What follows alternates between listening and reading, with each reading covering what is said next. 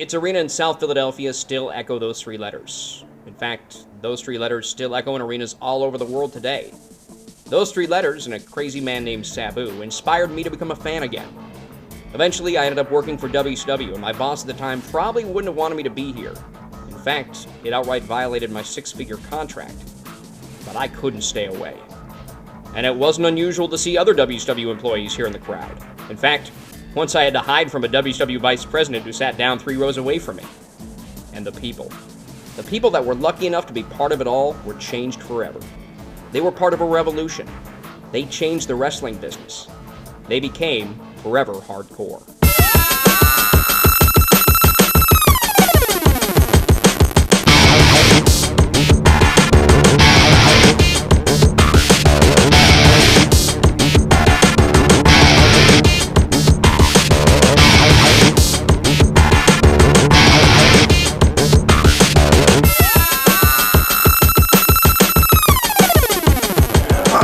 What hardcore wrestling is.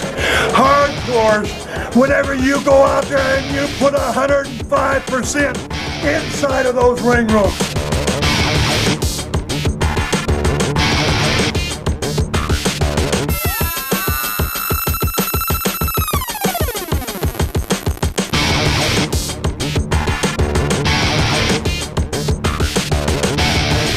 What ECW is ECW is a bunch of crazies, nuts, kooks, weirdos that all gather together, and a bunch of great people too. I think it was a lot of guys busting their asses and that cared about what the hell that we were doing and cared about everything that being in that ring was a good product. Our goal was just to be able to have a couple show, a show a month or a show a week, and try to make a little money. We knew we had them, and we knew we had the internet marks.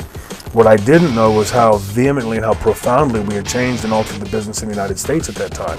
It had a profound influence on me, going from then on to when I went into the WWF and started working with Vince McMahon and Vince Russo. They were hungry and they worked hard and they took risks that were unheard of in the wrestling business. Well, one thing I was really impressed by was the energy level.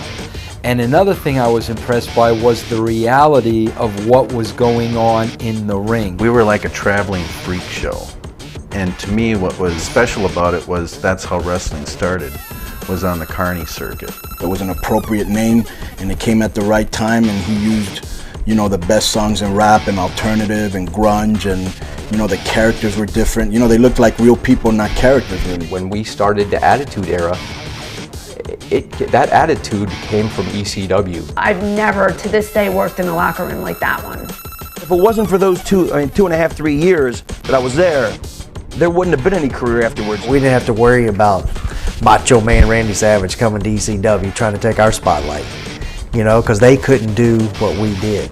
Back whenever we were working in front of Jim Thorpe fans, 50 or 75 of them, my checks cleared every week, and suddenly we're wrestling in front of 5,000 people and on pay-per-view to how many, God knows how many thousands more, and the checks start bouncing. By the time we hit national TV and were exposed to a national audience, a lot of our best stars were gone to either WCW or WWF, and we came off looking like WWF light. Never in my wildest dreams, as I said, did I ever think that this thing would turn into the cult phenomenon that it did.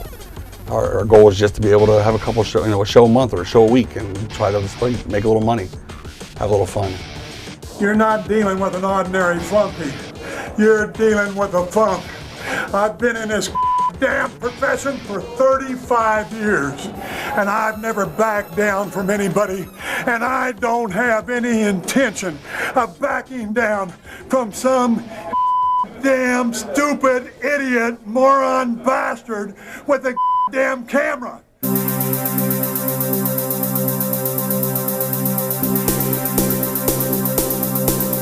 ECW was born out of the ashes of the old Tri-State Wrestling Alliance, which Todd Gordon was a part of. And when that went folded, Todd started up ECW. Todd Gordon was the patriarch of ECW, and without him, there wouldn't have been an ECW. He's the one that came up with the idea. He's the one that put the money in to start with, and a lot of times Todd Gordon's forgotten about. Todd is God. Todd is God. Todd's a money man. He knows how to make money, and he just knows what to do. And I told him, I said, Todd, this is going to break your ass, but I want to come up there. And he said, well, then it'll break my ass in. But anyhow, as I went up there, and that was it. That was the beginning. It was his baby. It was his money. He was the one who, like I said, I've heard he mortgaged his house to finance ECW. Our first show we ever ran was at Mike Schmidt's Sports Bar in front of 80 people in a little bar. Never dreaming in our wildest dreams that we'd go beyond wrestling in front of 80 to 100 people. I was approached by someone who asked me to do a TV pilot for a new sports channel that was going to start here in Philadelphia. We did the pilot at a little boys club up in the northeast section of Philadelphia. Wasn't a very good pilot, but they had no programming, and they said, we'll take it. I was living in Atlantic City at the time, and we used to get ECW on the old sports channel Philadelphia. And that was my first exposure to it, and I was hooked from there. And he said, Terry, he says, what I'd like to do is, he said, I'd like to try to put together a company and start wrestling up here. And I said, Todd, I said, I don't think it's a good idea. I said, I think you're going to lose your ass. Brought in Eddie Gilbert.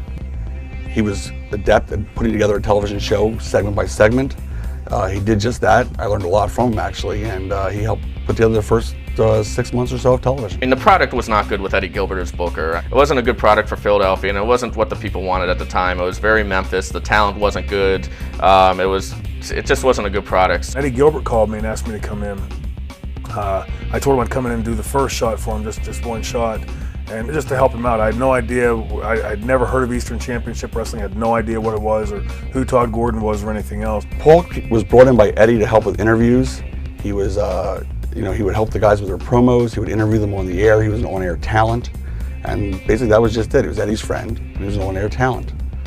They ended up having a split, Eddie and I had a split, and Paul and I kind of hooked up from there, and he helped me out the first night when Eddie left. It happened overnight. Paul came in, boom, here was Paul, and Eddie was gone. When I heard Paul took over, to be honest, I was glad, but I didn't really know. I had no idea that they were going to carve the niche they did. He created the vision to the T. I mean, the extreme with the music, with the way everything looked, the grittiness of the shows, and he created that image very similar to the way he created his own image as Paul E., the rebel, the guy who would, he bucked the system, and the WWE is bad and I am good, and WCW is not any good and I am good and follow me. And that, he created that through his own image, and then he filtered it down into his product. And it was genius, it really was. He was outstanding at it. His mind was like, at that time, certainly back then, my gosh, he was so fast you couldn't even keep up with his mind. His own mouth couldn't keep up with his mind. Paul got me an audition, and shortly thereafter, like a month later, Paul got the book, and the first change he made was to make me the play-by-play man. Joey was a different kind of announcer. Nobody had really ever done what he did. I mean, he's the only person that I know that could single-handedly do an entire pay-per-view without a color commentator. I had decided that I wanted to be a professional wrestling television announcer for my career, despite what my parents thought and my teachers thought and what pretty much all but one of my friends thought. That was my silly dream. Right there, if not ahead of Gordon Soley. I mean, the guys that entertain me the most. My 4 all-time best commentators were Ross, Gordon Soley, Lance Russell, and Joey Styles. I mean, which put Joey in there considering really only, did 5-6 years in his career, and to be up there with the 3 legends, I mean, I think that's a pretty strong compliment. I knew Paul Heyman since he was a teenager. He used to be a photographer. If you were shooting a picture, if I was taking a picture, I saw the picture that I wanted to take that shot of, and I got the camera up and I was ready to shoot. Elbow, psht, Paul Heyman. Me, George Napolitano, and this other photographer, Frank Amato, were plotting, and we were never able to do this, to get him banned from ringside. I saw the brilliance in him, and I said, this is the guy I want to hang on to. It would really help me make this company grow. He also kind of rubbed people the wrong way because he felt he had an understanding, and when you're working for somebody else and it's their vision, you have to do what they want, and Paul had a little trouble with that. You never knew what he was going to do next, but it always worked, and the guys trusted that part of his mind. Intelligence, sporter's insanity, and if I ever seen anybody that fits that description, it's Paul. We bumped heads a couple times. I tell you, Paul, he around the car tonight a few times. Yeah. He was mad at him. What'd you say? Get the knife. I don't care what anybody said about Paul. Paul was one of the best motivators in the world. I mean, like Newt Rockney kind of motivator. Paul's one of those guys that you can be mad at him, and you want to punch him in the face or put a gun to his head, and you go and you're like, I'm gonna kill him, and you 30 seconds after talking to him, you're like, God, he's the best. I love him. An insane, crazy, Einstein type of moron. You definitely could see that this was going to be the beginning of something special, and that Paul was bringing a special approach and a different approach to the product and to American wrestling. And you could also tell that every rule that's been written, he was determined to break. So I didn't really see the significance of what was happening as it was happening, you know what I mean? But looking back on it, it was revolutionizing the business from your cartoon character to, let's say, your everyday guy that sits at the end of a bar, drinks a beer, loses a game of pool to you, and then wants to beat you over the head with a stick. Paul was definitely making a statement when the very first match on Ultra Clash was Bad Breed against Public Enemy, and nobody knew who Public Enemy was. And they basically squashed Bad Breed that night, and they bloodied them, and it was definitely clear that, okay, these are the new guys, and these are the guys to pay attention to, and these are the guys that are going to change things. Because I saw the blood and the violence and the interviews with the balloons with the wig on, and they called him Ric Flair, and I was thoroughly entertained, laughing with that, and then just fascinated by the violence and the gore that they did. So there was depth to the characters. Rocco Rock, great friend. Johnny Grunge, great friend. Rocco, I wish you were still here with us, but you guys helped pave the way. There was no Paul came in quietly and, eased into things. It was just, boom, I'm changing the product, I'm changing the scenery in the United States, and I'm changing all the rules. And that is exactly what happened at the very beginning. And a lot of that was Sabu. I think that Sabu does not get the credit, or he is just now beginning to get the credit that he deserves for being such a huge part of that change. I don't think that everything that Paul did or ECW's growth would have been nearly as successful without what Sabu did back then. Sabu was like, boom, major cultural icon in the indies almost immediately. It was almost like a complete revolutionary style of what is this guy doing. He should have made millions in this business for being as innovative as he was, you know what I mean? And it's a shame he didn't. I admire him. His commitment and his sacrifice to what he loves. Greatest performer, greatest creator of new maneuvers that in the last 40 years in the wrestling profession. So many things that he created and started doing that he is the true innovator in professional wrestling.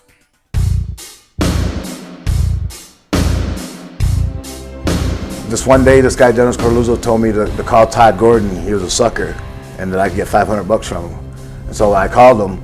I didn't have the guts to ask for $500, I asked for $300. And he said, yeah, you get $300, come on in. And it happened to be the same day Paul Lee was there. It wasn't Paulie brung me in, or someone had a master plan of bringing me in to Pop's Town. We just happened to be in the same place at the same time. He actually said, what are you doing here? I go, what are you doing here? And he goes, oh, okay, boom, boom, boom. You want to work with Taz? I said, no, but I will. I didn't know who Taz was. I never met Taz before that. The original gimmick, which I believe Sabu hated, even though it was a fantastic gimmick, was Sabu was tied to the gurney and he had the Hannibal Lecter mask on. The gurney thing was his idea. He was talking about it before I met him over the phone, and then when I came in, he goes, you want to do that Hannibal Lecter thing? And I laughed at him. And some guy came up to me and handed me these masks, Hannibal Lecter masks. And I started laughing. I said, it's a fucking joke. So I threw them away, and he goes, no, I want you to try it. I said, no.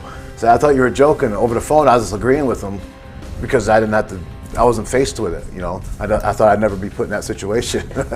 So I actually did it because Jim Crockett was there. It was almost like a cartoonish gimmick, except for the fact that Sabu was so extreme, for lack of a better word, that there's no cartoon in it. He goes, I'll give you $500 if you just do it one time. So I did it, and it worked. I remember the first time when they unchained Sabu, and Sabu just went, he didn't even go into the ring. He went straight into the crowd, started throwing chairs everywhere. And then the next day he goes, do it again. I said, no. He goes, I'll give you $500, you do it one more time, never have to do it again. I said, all right, so I did it again. And then it got to be where I couldn't go without it. Then I got mad, and then I stopped doing it. Didn't like it? It was too much work. It was too much acting. I'm not really that way. unless there's a certain situation that makes me that way. I can't always be that way. Every time you see me, I'm going wild. When do I rest? I mean, fuck. Sabu was a huge innovator. I mean, nobody went through tables, nobody did moonsaults, nobody got fucking color like that. Nobody used their body as a human, you know, as a human wrecking machine. Usually when my uncle got done with the match, he went around and scared other people, and I kept the people away from him. And he said, get back in the ring and get your heat. And I go, how? He goes, think of something. So I said, how about I moonsault the table? And he goes, what's that? And I go, I'll show you. And then that's how it started. Before he was using a table in his matches and stuff like that, he just, at the end of the match, he just went up on the top rope and started moonsaulting the table, and he didn't break it. And I'm like, oh my God, what is this guy doing to him? Then when I didn't do it, people were disappointed, so I had to do it. And it was killing me every night. It killed me more when there was nobody on the table than when there was, you know, because my knees would crash to the table, and then if it didn't break, I kept doing it over and over until finally it broke. But I did that for years, before I even came to ECW. In 1994, you did not see anything like Sabu at all in wrestling. So Sabu was kind of the lure to bring you into ECW. When Sabu started doing all that stuff with the tables and stuff like that, that to me was the beginning of ECW hardcore.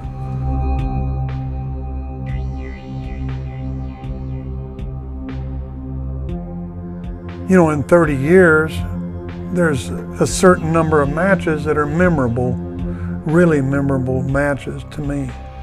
And one of them's the three-way dance. Sabu and Shane and I and Paulie, and a combination of the three of us that came up with the idea of the three-way dance. I wouldn't give that credit to, nor try to take credit for that. I didn't go into the match, and I don't think they did either, saying, wow, we're going to really set the wrestling world on fire after this match.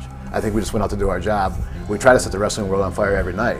I think it was a great concept that was came up with, and we were trying to figure out some way to go in there and do something different. It's an odd match, you know, because you got Terry Funk, who's like really old school, you know, and even though he can do, you know, moonsaults at his age and stuff, you know, and then you got Shane, who's a traditional type wrestler, and then you got Sabu, who's, you know, crazy out of the ring, in the ring. I mean, he just does crazy things. I don't think anybody really knew what to expect, because at the time a three-way was unlike anything anybody had ever seen in the United States before.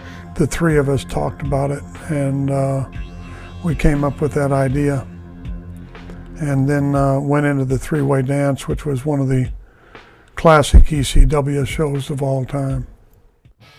Right before that three-way went on, I remember Paul kneeling on the ground almost like he was praying, which, if you know Paul Heyman, I don't think he's done a lot of praying in his life, and Todd Gordon going up to him and kind of patting him on the back, you know, going, hey Paul, what's the matter? And Paul just looking up at Todd and going, this match is either going to make me or break me. I'm not really fond of giving credit to Shane, but they started that dadgum match and went about 15 minutes before I came to the ring, and believe me, they had the crowd right whenever I got there for that last 45 minutes of that match. At roughly 15 minutes in, Sabu got hurt and got taken to the back. The only one that really went 60 minutes was Shane.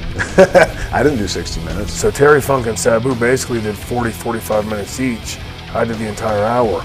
So, which was by design. Paul wanted the franchise character to be that new world champion that could do the 1 hour, you know, Broadway. And it brought three different types of wrestling worlds together, you know. And a three-way is really hard to is really hard to pull off.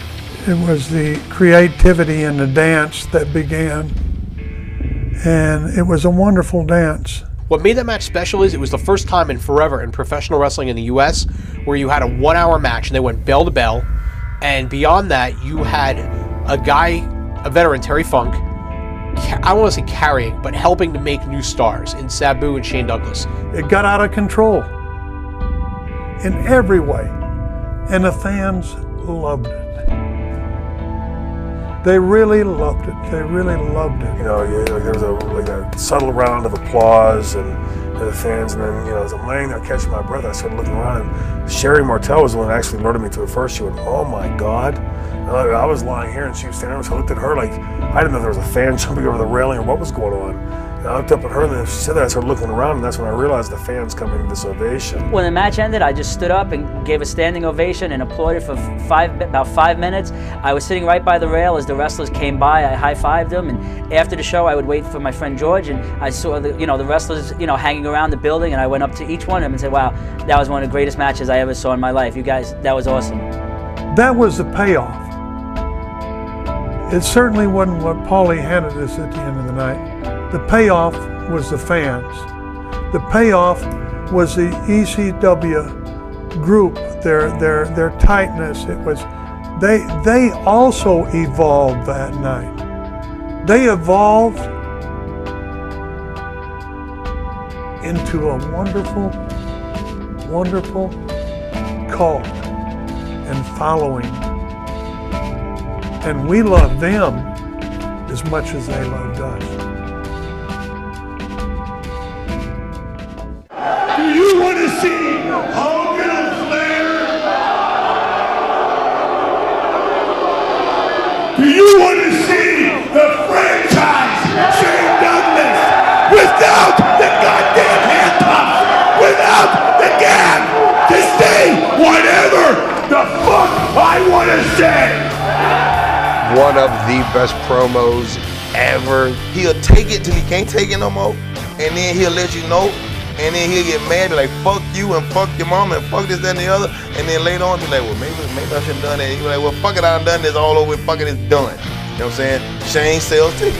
Hulk Hogan, you can't suck my dick. You can't hold the franchise's dark strap, because I am what this sport is about, and you are a caricature from the 1980s. You suck then, and you suck now. When you look at the franchise character and you see Troy Martin, and people that have seen Troy Martin's temper blow know that that's real close down that scale of, you know, even-tempered and pissed off.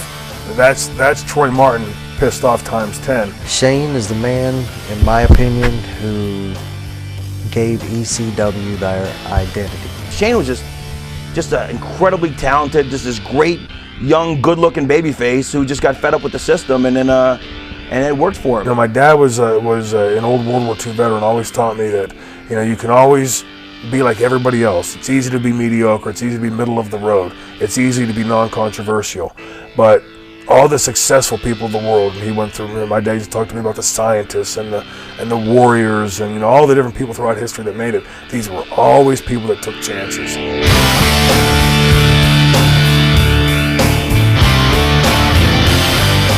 Our good friend Mike Tenay called me up and had me on his radio program and said, "Had you heard what Dennis Corluzzo said about you?" At this point, I'd never met Dennis Corluzzo. I'd never heard of his name. I didn't know him from Adam. I had no idea who the guy was, except that I did know that he was associated with the NWA. And I had heard that he was telling people that they shouldn't book me. And at this time, remember, outside bookings for us were very important because the ECW was running maybe once a month at that point. And here was a guy that I had no dealings with, had no idea who he was. Suddenly he's going out and telling people on Tenay's radio show not to book me, that I'm unreliable, that I took pay from him and never showed up for him. I mean, it was really some pretty slanderous stuff he was saying about me. It was going to really have a negative effect on my bottom line. So when Paul Heyman took this idea that Corluzzo had about building this NWA out of ECW, Paul came up with the idea of using it as a swerve, what we call in the business a swerve. Build it to that point, let Dennis Corluzzo and the NWA think it's going to be their night, and all of a sudden the franchise pulls the rug out from underneath them and it's ECW's night.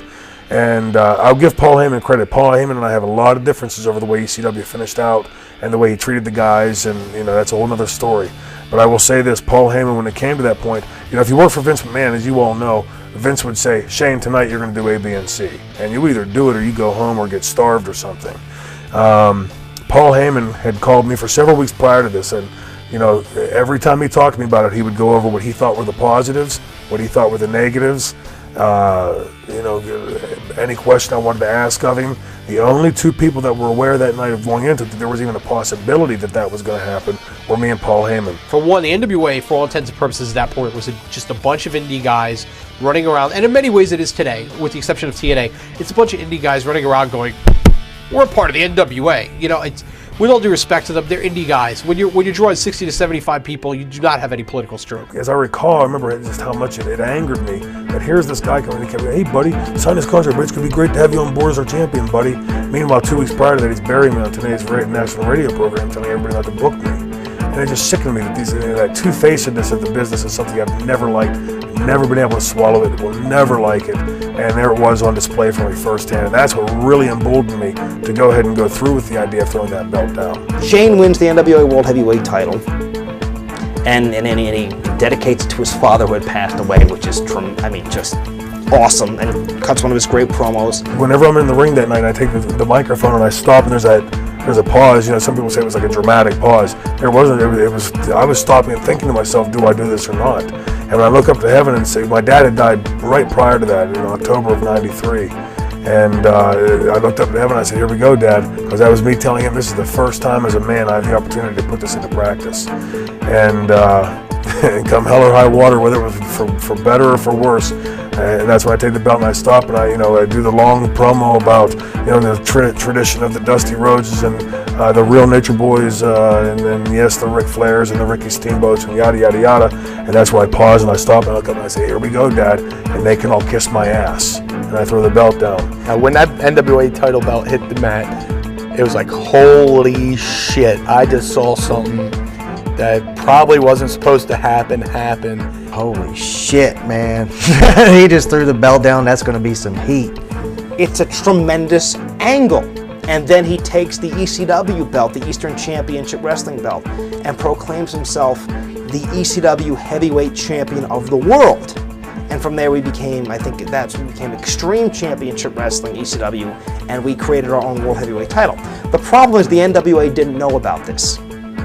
So the NWA was double-crossed. Dennis Coralluzzo and the NWA were up in arms. When I did that, Coralluzzo was sitting at ringside, camera right, my left, and I see Coralluzzo look at Todd Gordon and looks back at me, and he still doesn't realize what's going on. And that was the beauty of it. Even as I'm cutting the promo, as I'm burying the NWA and hoisting up the ECW banner and the new name, and the fans are popping, everybody's jumping up and down, and Todd is sitting next to him, trying to convince him it's just part of the show. Just relax and stay the course. All I remember sitting next to this guy who was biting his finger and he's going, hey man, he's pissing on the belt. He's pissing on the belt. I said, oh no, don't worry, it's an angle, He goes, no man, he's pissing on the belt. I said, no, I don't think so. I said, just listen to him. I kind of felt bad for Dennis because I knew Dennis, but at the same time, it was some interesting things going on that night. Went in the back and he said, what are we going to do? I said, don't worry about it. I said, here's what you do. You threaten to suspend Eastern Championship Wrestling for the NWA if Shane doesn't defend the belt. And he has to defend that NWA belt or we're out. All along we knew we were going to be out and we're going to start a company that had nothing to do with the NWA. We're now going to start Extreme Championship Wrestling. But we actually got Dennis Coralluzzo that night to actually sit down and shoot promos about Shane. He's going to make me take that belt. He's the new NWA champion, and they're going to force it on me. And we actually got these vignettes from him. Took 2 takes to his promo, left that night, Saturday night, and Tuesday when the show aired, when he found out, he got pumped. I'm not a big fan of double crossing people, so that I don't think I would have done it. You know what I mean? I would have found a way to do it a different way. And this actually, with him trashing the belt, brought even some more notoriety to the National Wrestling Alliance. What are these guys going to do?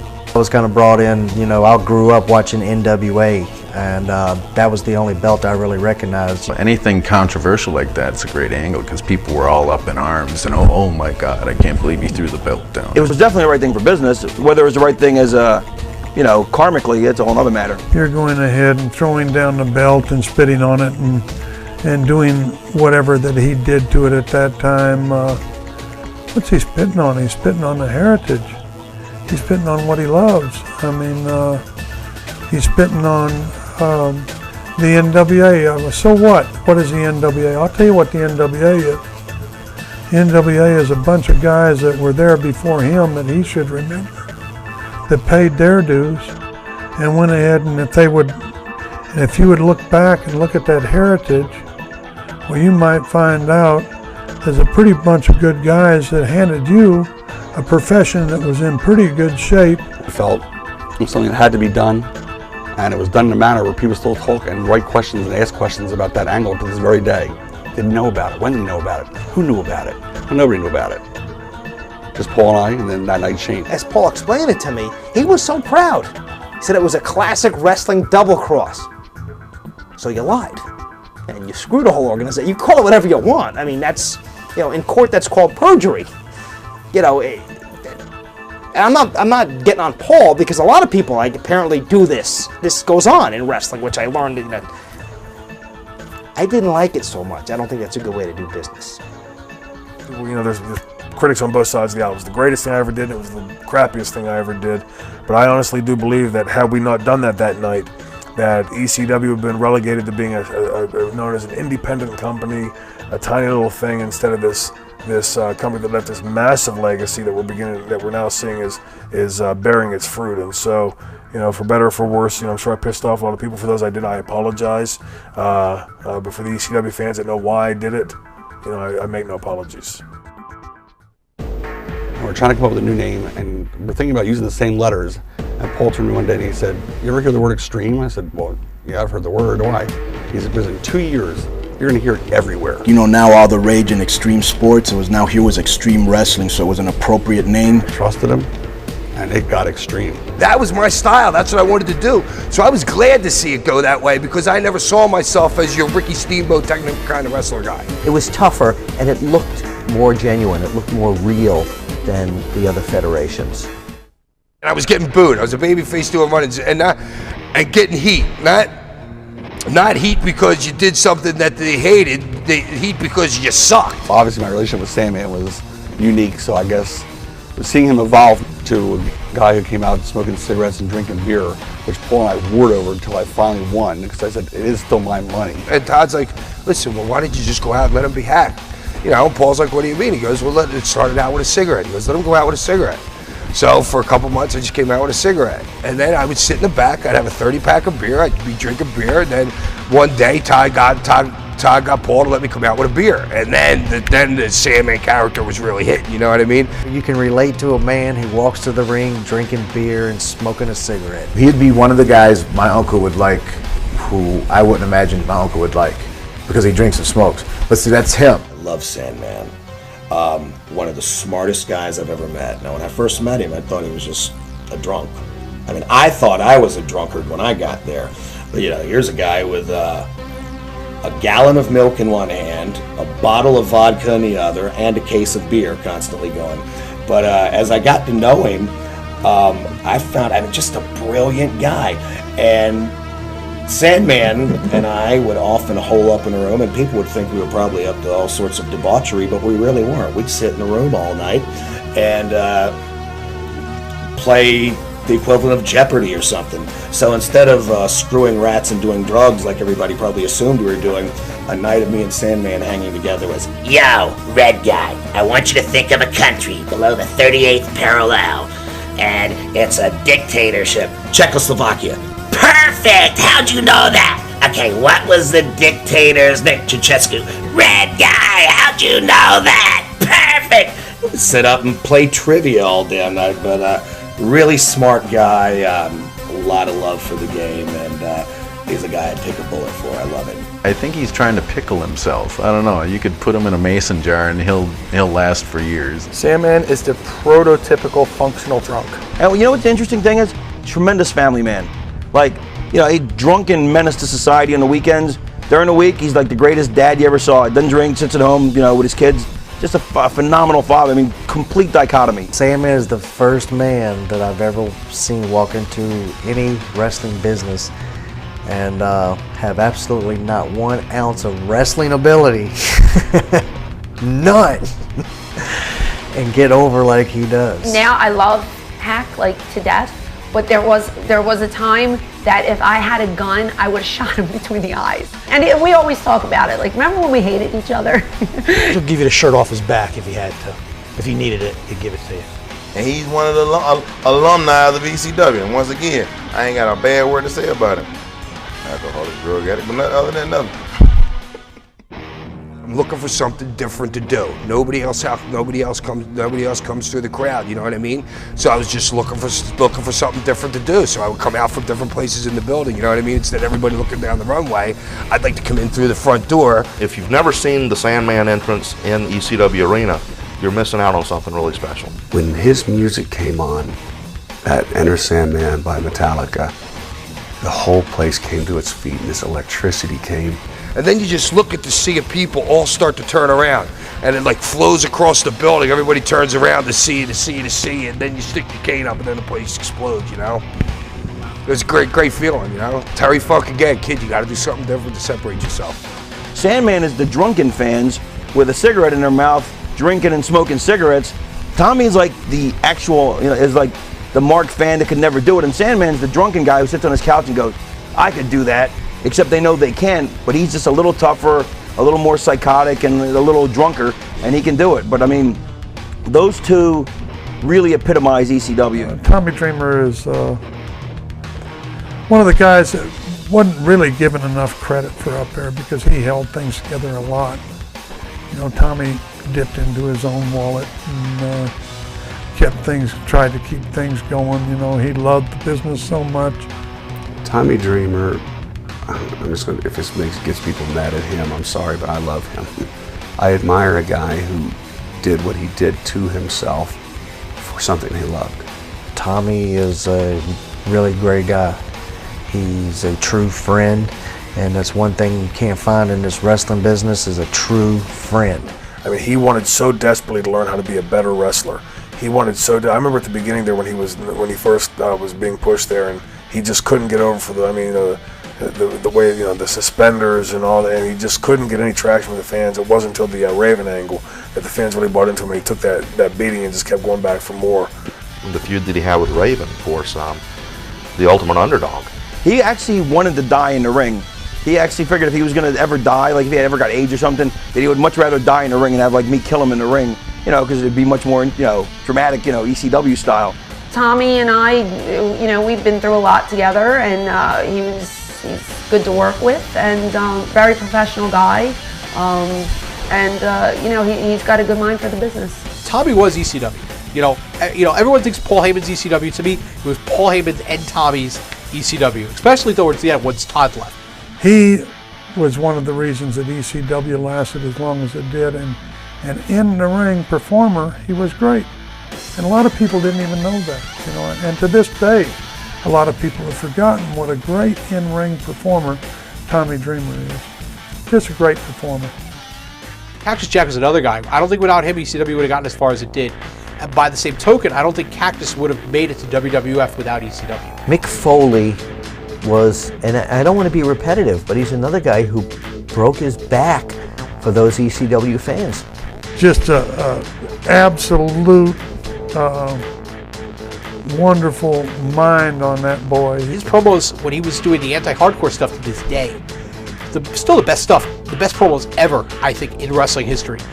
He would make you laugh, and he would make you go, well, this guy's out of his mind. You would actually believe he was nuts. He always went one level higher than those fans thought that he could go. A lot of the stuff he did with Mr. Sacco later, you would see some of that silliness with Mikey Whipwreck in the early days of ECW. And some of the silliness that he would pull as Mankind. You got to see the beginnings of that as the anti-hardcore Cactus Jack. I wish he wouldn't have retired though, but that's the way it goes. He'll come back. He's a great guy, great personality, and no,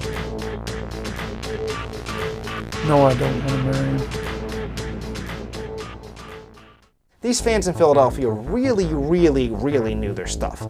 So you really had to impress. And if you weren't any good, they wouldn't boo you because you're a bad guy. They would boo you out of the building. The people were so fed up with the same boring rest hold. Everybody grab a chin lock and sit there for 20 minutes. The chants, before ECW and the crowd and their chants, you never heard that in the crowds. If someone messed up a move and they started the "you fucked up" chant, whatever it may have been, the fans were like as much a part of that show as anything. I would just look around, cover my ears, or stomp my feet, and they would do it more, and it became deafening, and it was always like, she's a crack whore, or she's got herpes, or it was all along the lines of the clapping, and they would just, every time I went out there, it would just be the same thing. The ECW fans,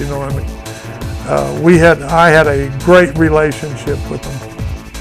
I really did, and I just loved them, and they knew I loved them. Since ECW was like this cult TV show where everybody was watching, that's like where they were as known as the wrestlers because they had more TV time than anybody.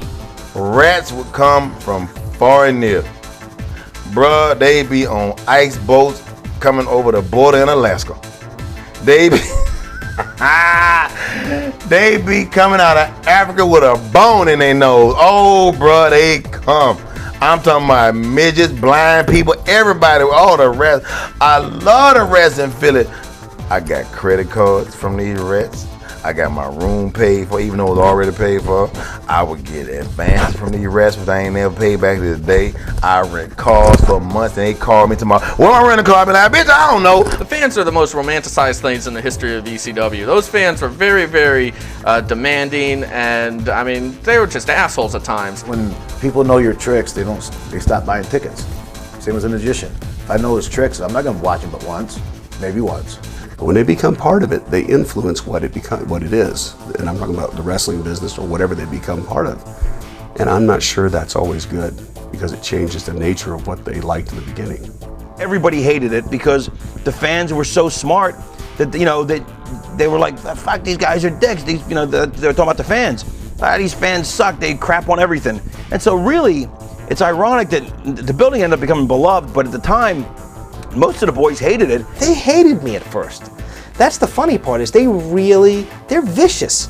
They used to make these horrible signs about me and call me Poindexter. And somebody drew a sign about me and there was a jar of Vaseline. It wasn't very nice. Mick Foley was the first to really act out on that with that whole heel turn that he did, where he was annoyed at the signs, you know, the Kane Dewey signs. I'm like, you guys don't get it. Those are the best fans because they think they know so much. They're the easiest ones to con. Showtime at the Apollo in Harlem, they've been known to boo comedians off the stage or boo people into tears. These are the kind of fans you have in Philadelphia in this building, so I'd never seen anything like it. Damn, they were nuts. I can remember one time I looked out there and I just kind of went like that, and they knew what I wanted, and here came the chairs. If you could just see it. And look at this, Terry's calling for chairs. Terry's calling for chairs. Don't throw the fucking chairs. Don't throw the... Oh, shit. Stop throwing the fucking chairs.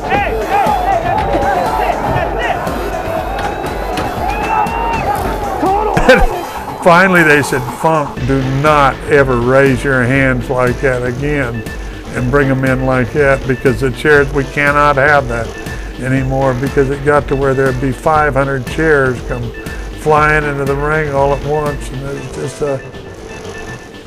that was great, and I don't think you're going to see that again. I never told them, but they were my favorite fan. Yeah, because they knew, they didn't know. I mean, they appreciated a good effort, even if you didn't do that good. And they appreciated originality, even if you weren't that good. And they appreciated if you were good, but weren't that big. They went along with the ride just as much as we rode it. They should have a reunion, not even for the boys. It should be a rat reunion in Philly. It should be a top 10 question. And out of the top 10 questions, one of them would be, you could be a rat from ECW if you stayed at the Holiday Inn on Pecker Avenue. It'll be sold out from the first floor to the 10th, bro. Cause I mean, good God Almighty. We used to toss them around there like they were beach balls. It was the Rocky Horror Picture Show. They knew what point of the movie to throw the popcorn.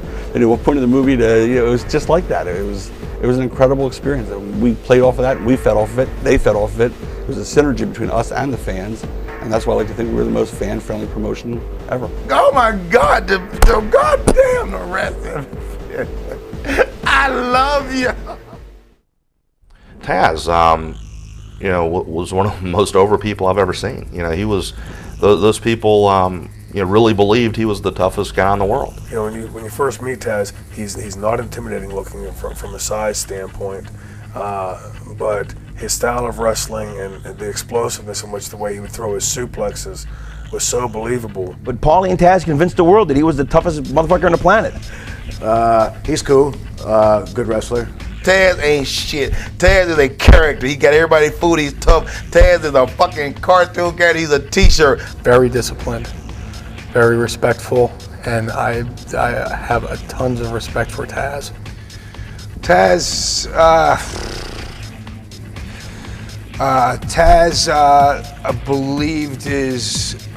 lived his character a little bit too much, believed his own character a little bit too much. First time I ever met Taz, he didn't really like me at all. We had a few words about my moneymaker. I gave it to me and Mikey Whipwreck were tag teaming one night in Staten Island, New York at the Sports Fest against his cousin Chris Chetty, who was brand new, straight out of the camp, and he had a tag team partner. We wrestled, I gave him the move, and the crowd just went ballistic shit because it was the first time they had ever seen it. Taz was like pissed off, mad, thought that I could have hurt Chris, which, you know, it's a possibility, but honestly, I've done that move for 15 years and I've never hurt anybody ever with it. But I mean, it looks devastating.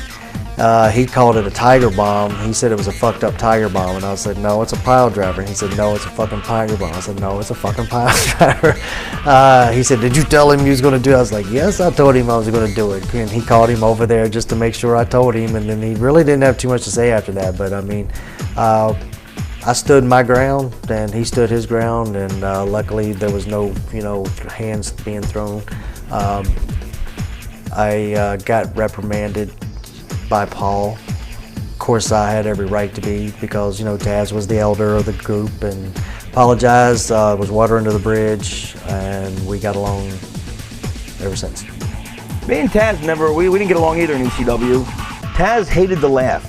Like, Taz was just not a manic depressive, he was just a depressive. Like, he was always depressed, always miserable, and I would just make him laugh, and it would drive him insane. He hated laughing. And so I would tell these just horrible jokes, and he would start laughing, and he'd want to kill me for making him laugh. It was really bizarre. And then when he got married, he finally loosened up a little. The most violent matches in ECW were easily the Axel Rotten versus Ian Rotten matches. In fact, those matches paved the way for all the ultra-violent and hardcore stuff that you see nowadays. That was probably the most extreme thing I'd ever seen. I mean, I've never seen anything like that, I think, at that point, honestly. And there's never any real thought put into them or any kind of booking put into them. It was just more throw them out there, and if they want to put glass on their fist, let them do it. To me, it was a little too much, but I guess the crowd didn't think so because they were enjoying every single minute of it. And that's whenever I knew that times were changing a lot. Ian and I, we teamed for a good solid year and a half before we split and started doing our ultra crazy violent, and in my eyes and in the eyes of the fans, which is the most important, let me clarify, in the eyes of the fans, what defined the violent era of ECW, what was the definitive history-making matches was Axel versus Ian, and that series of matches that started in late 94, and it ended in the summer of 95. I had grown completely fed up with being a part of a tag team with Ian, and I had said, I don't want to do this anymore, I want to be on my own.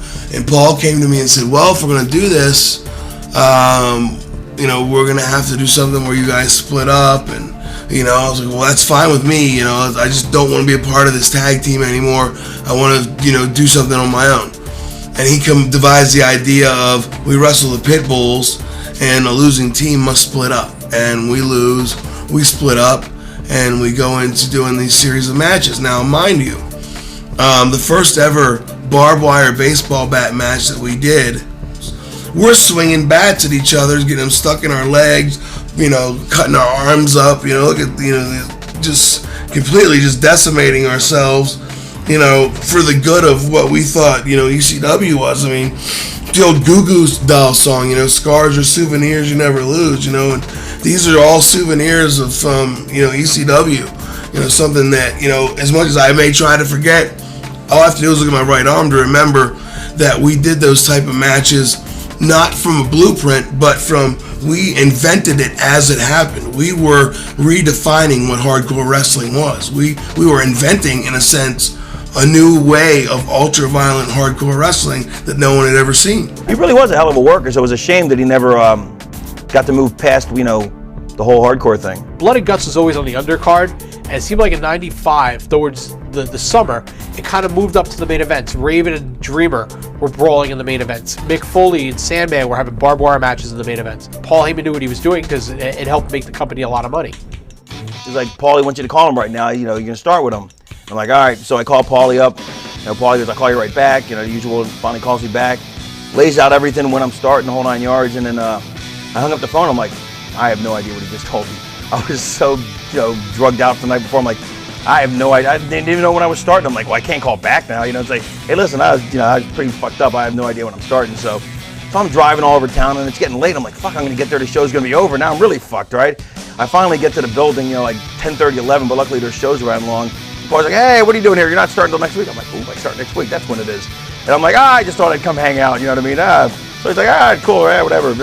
So I remember that, but then after that, I don't really remember the first starting date. Raven at that time in that niche, I think kind of redefined what a wrestler could be, because he was so different. Raven has been known to be a little artistic in his thoughts.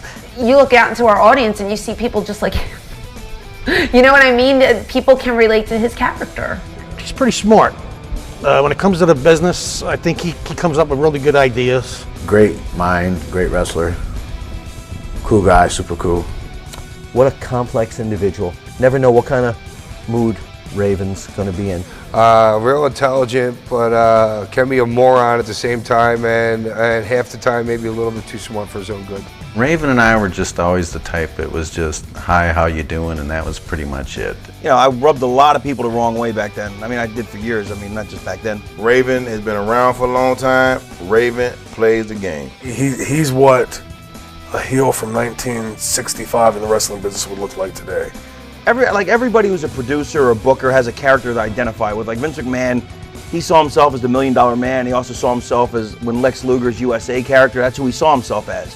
And Paulie saw himself through Raven's eyes, and so it just, I mean, it clicked.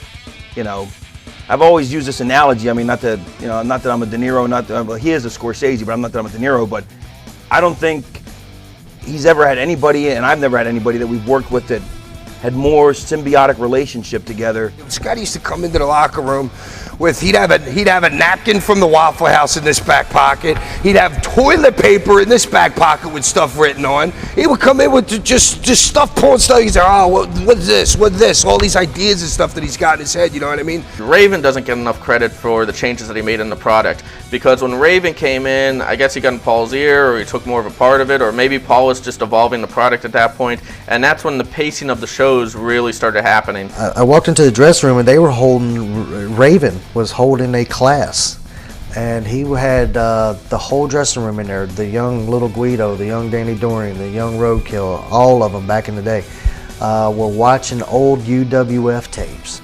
Who are the great performers in the world? You know, I tend to believe that it's guys like, you know, I want to believe it's us guys that have beaten their bodies up all of this time and everything else, or is it the guys that have like Raven and Hulk Hogan and Dusty Rhodes that have managed to just make a living by really just by doing the least amount they can. So I think that they're probably a whole lot better than what we are. You know? I think we're the dumbasses and they're extremely smart. He called me and he asked me about Ray and Psychosis, and I said, without due respect to the other wrestlers in your company, they will blow away anything you have, you know, when you bring them in. So he brought him in, and anybody that knows Paulie knows he very rarely answers his phone. Well, he was waiting for my call because I told him I was going to call him to find out how the match went. He was like, tremendous, bring him back next week, every week, you know, and can I have more? And that's when, you know, we brought in the Park and Juventud, and you know, when I first started there, I was doing Lucha Libre still. So I told him, why don't you take Crazy? And Crazy went down the ECW and just became an instant phenomenon. Well, of course, in the early days of ECW, that was probably one of the first, I would say probably one of the first times that like Psychosis and Juventud had a lot of TV exposure in the States. Super Crazy is one of the best Mexican wrestlers in the world. I think he always gave 100%, much like Sabu, and his style was just, it was Mexican. It was everything they wanted to see: dives, backflips, cool spots. He epitomized everything they wanted to see in a luchador, and I think the greatest compliment was when he would go to the corner and all the fans would count to 10 in Spanish. they got more exposure. I think it had a lot of influence on a lot of the guys.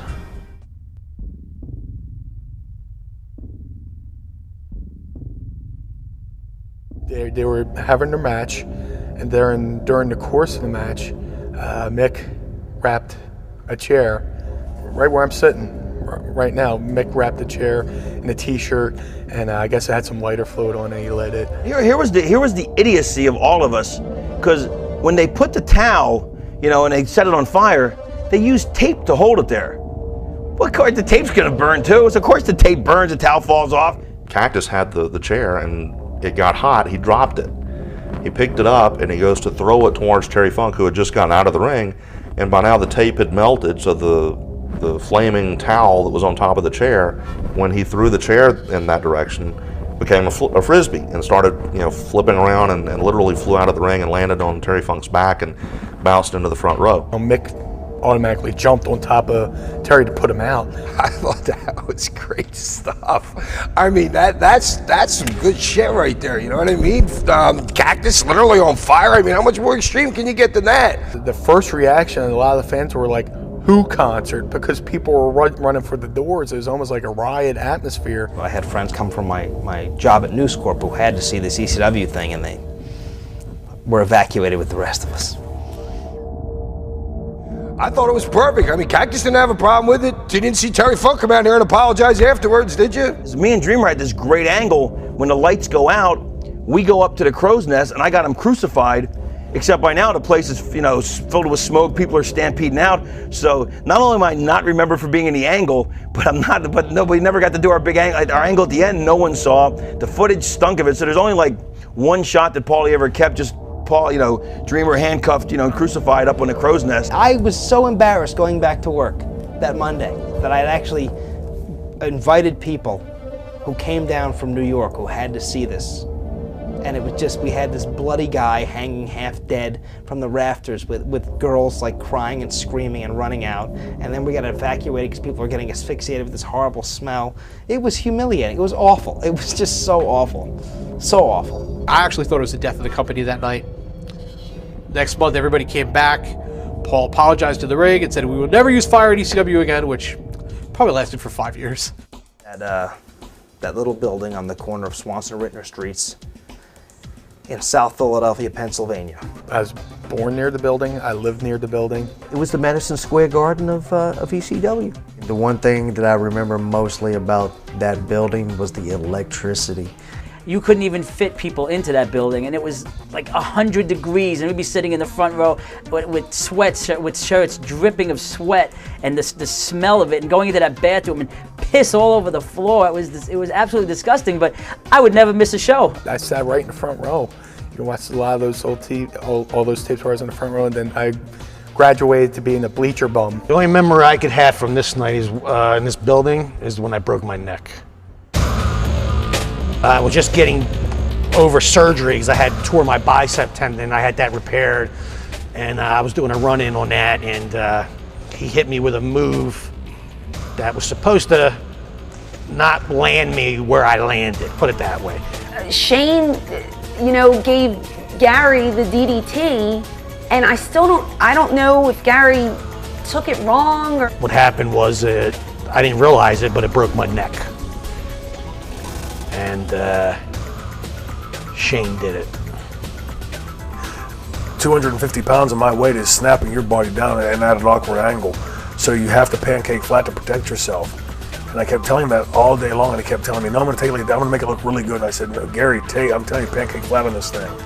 So not only did he try to take it like a DDT, but he took it directly on the belt. He directed himself to the belt whenever I dropped. So the belt was lying there. He dropped himself on his head, down on the top of his head. Shane would say that it was you. Well, he could say it's me all he wants if that's going to make him feel any better. I mean, it turned into a great angle, but I didn't want Gary's neck to be broken because of it, but that was all 100% shoot. Now we get to the back, and this is amazing. I mean, Gary, you're a lucky dude to be walking around right now, not in a wheelchair, because we get to the back, and he's going, "Man, I got a crack my neck. I got a kink in my neck, and I can't get it." And he's pushing himself and trying to snap his neck, crack his neck, and he can't. Before you know it, I found myself in the hospital, strapped to a bed, and they're telling me my neck is broke. My C1 vertebrae was broken in half. Todd Gordon called me and said, "Did you hear about Gary?" I said, "No." He goes, "He's at the hospital right now. You broke his neck." Get the fuck out of here. He goes, I'm telling you, he's at the hospital right now. He's getting one of those haters. I said, "You're not getting me on this." I mean, I've seen him in the back crack his neck and jerk himself all around him. There's no possible way. And so when I found out he had really broken his neck, obviously I felt terrible because the one thing you don't want is anytime you're in the ring, if you're serious about this business, and most of us are, you don't want to see anybody walk away with that kind of an injury. And I mean, that could be really, really serious in the long run. So they had to drill a halo on me, and I had to wear a halo for 6 weeks. And instead of me staying in the house, I figured, I'm a company man, so I was able to work and cut my promos and still talk, to the guys and I guess to the fans and let them know what happened. Paulie had Shane and I do jokes about, Jerry's kids and all this kind of stuff, and I was so against it. So mainly, I'm saying these jokes and my heart's breaking because I hated doing it. I was always amazed that every week when we get there to shoot the vignettes, that Paul would have something, me swimming out of the lake making fun of a crippled person, or me sitting in a wheelchair out in front of the hospital, or all these talking about Jerry's kids and everything else. I was always amazed that Paul could top his tasteless joke from last week with something even more tasteless. I actually came in the ring to try to stop Shane, which was kind of stupid on my part because I was in a halo. He grabbed the halo, threw me to the ground. And then that's when all shit hit the fan, man. And the place goes nuts and people jump the rail. I remember the gasp in the building that night, and I mean, that was a shoot. People were shocked that Shane was doing that.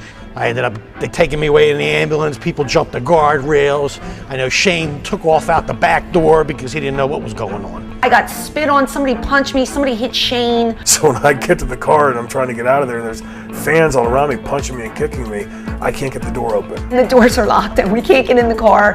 And I remember Dreamer running after us, and it was just crazy. And for some reason, it popped in my head what Terry Funk had said about the night he had gotten stabbed years and years ago. He said, "You won't know it until later if you're stabbed or not."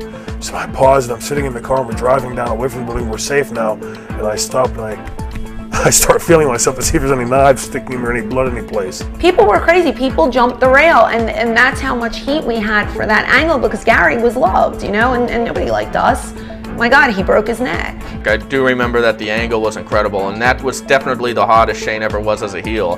For 2 or 3 months after that, we had to be snuck into the building through the backs or through the kitchens in certain buildings, in the trunks of cars. It definitely propelled Shane's career because it made him the #1 heel around at the time. I've always heard the term white heat in the business, and you think, well, everybody's so smart to the business today, it's so overexposed, you can't have white heat anymore. We had white heat on the Gary Wolf broken neck angle. Shit like that just doesn't happen. I mean, it was either it happened or it didn't happen. I mean, I can't say it was accidental. May have been, may have not been. Well, to this day, Gary still says I broke his neck.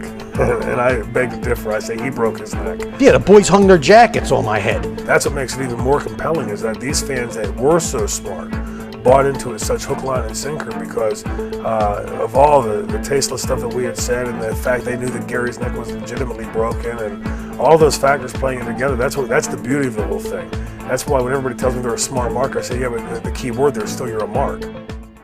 I would say Shane at that time period and the Dudleys in '98 were the hottest heels that ECW ever had. The Dudleys were another Raven gimmick. I came up with that one night in Tampa at the fairgrounds.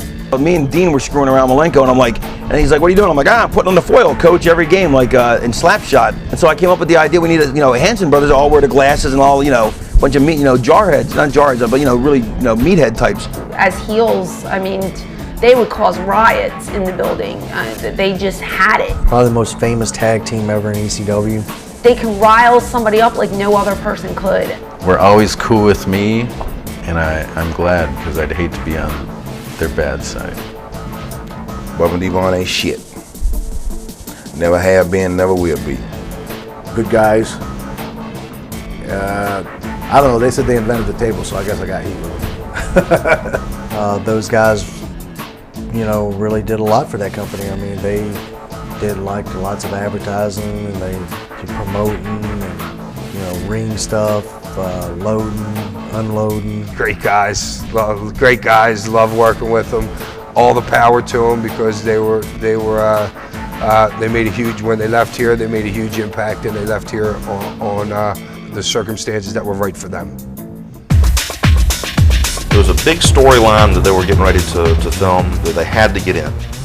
The ring broke or some snafu that they needed to kill time. I believe it was Tommy Dreamer that came up with the idea to let Kimona do what she probably does best, and that's entertain the crowd.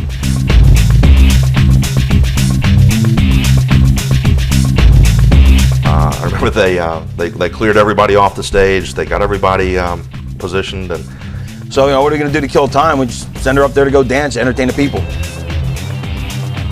But then they played it up on she had Kimona the night she danced atop the ECW arena. Yeah, I saw it on the internet. We did a lot of stuff. I mean, I always said there was two things I wouldn't do. I wouldn't do any lesbian stuff because that's not my deal, and I'm not gonna get naked. And well, I got naked by accident, but our demographic was 18 to 35-year-old males. Of course we're gonna do something like that, and always wear the little skirt so it can pop up, and or if you didn't have a skirt on, my favorite was you pull them in for, like you're gonna give them a pile driver, and you stick the hand down and you pull up the thong, and you do the spanking. I mean, we always incorporated sex into everything because sex sells.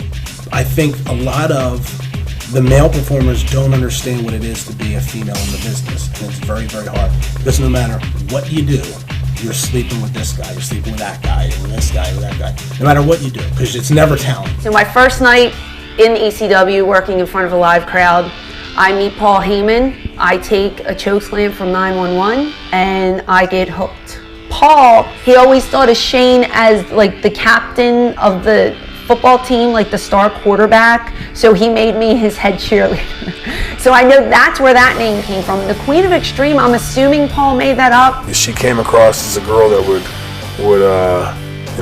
as I say, it put out. My whole thing throughout my whole career was, well, you lose the belt, you lose me.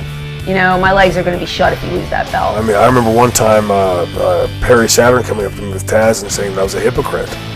And I said, why am I a hypocrite? And he said, you always talk about in interviews and in front of the boys about how much you love your wife, and yet you do what you do with Francine. I said, well, what do I do with Francine? If you can fool the boys, then you're definitely going to fool the fans. And I mean, Shane and he was like my big brother. We did a lot of things together, but we were never together. Paul always wanted us to play it to even the boys in the dressing room that we were screwing around, so that if it did, that it wouldn't leak out on the internet, that it was just just a storyline or whatever. We were seen in public together, Tommy and I, and he says you broke kayfabe, blah blah blah blah blah, and I turn around and I was just like, well, it's life outside of wrestling, but there we were in a building where fans were, so I guess Tommy and I were out of place by being together when Shane was there too.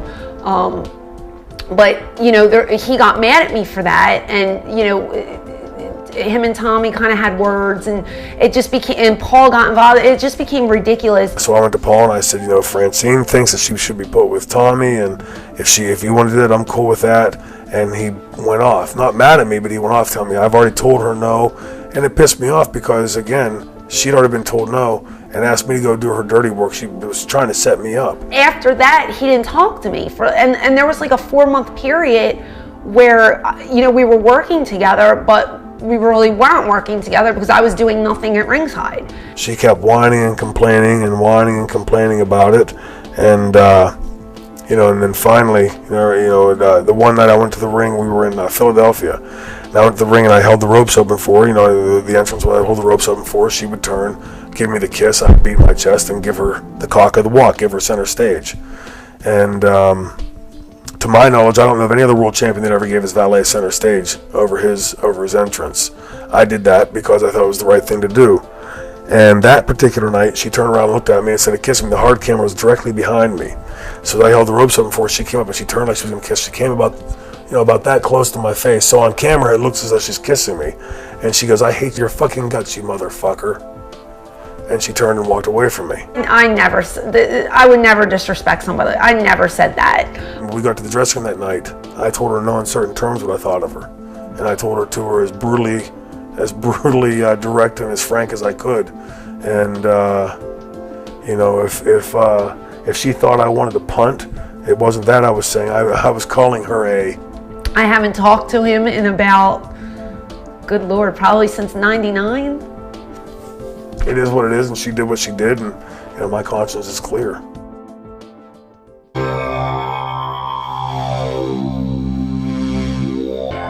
I'm pretty sure it was Scotty's idea. You gotta understand, me and Scotty been doing a promo. We've been doing an angle here for, maybe it might have been, we might have been a year into it, a year and a half into this. So Scotty knew we had to step it up a notch. I just went to rehab. I was having a breakdown. And of course, Anthony the Pitbull was convinced that I only went to rehab so I wouldn't have to drop the belt, even though I wasn't supposed to drop it for like another year. But yeah, so I had a breakdown. Sandman drove me to rehab, which was really beneficial because I was there for 10 days. The day I got out, I immediately went to the pill doctor, got some pills, and went to the store and got a 12-pack. And then I had to go shoot promos in New York, so Sandman and his wife, Sandman didn't feel like driving, so his wife and me drove up to cut promos up in New York. So I mean, so you know, my rehab lasted all of 10 days, and but at least it got me out of my breakdown, though. But so anyway, so I knew I had to come back with to the arena with some impact.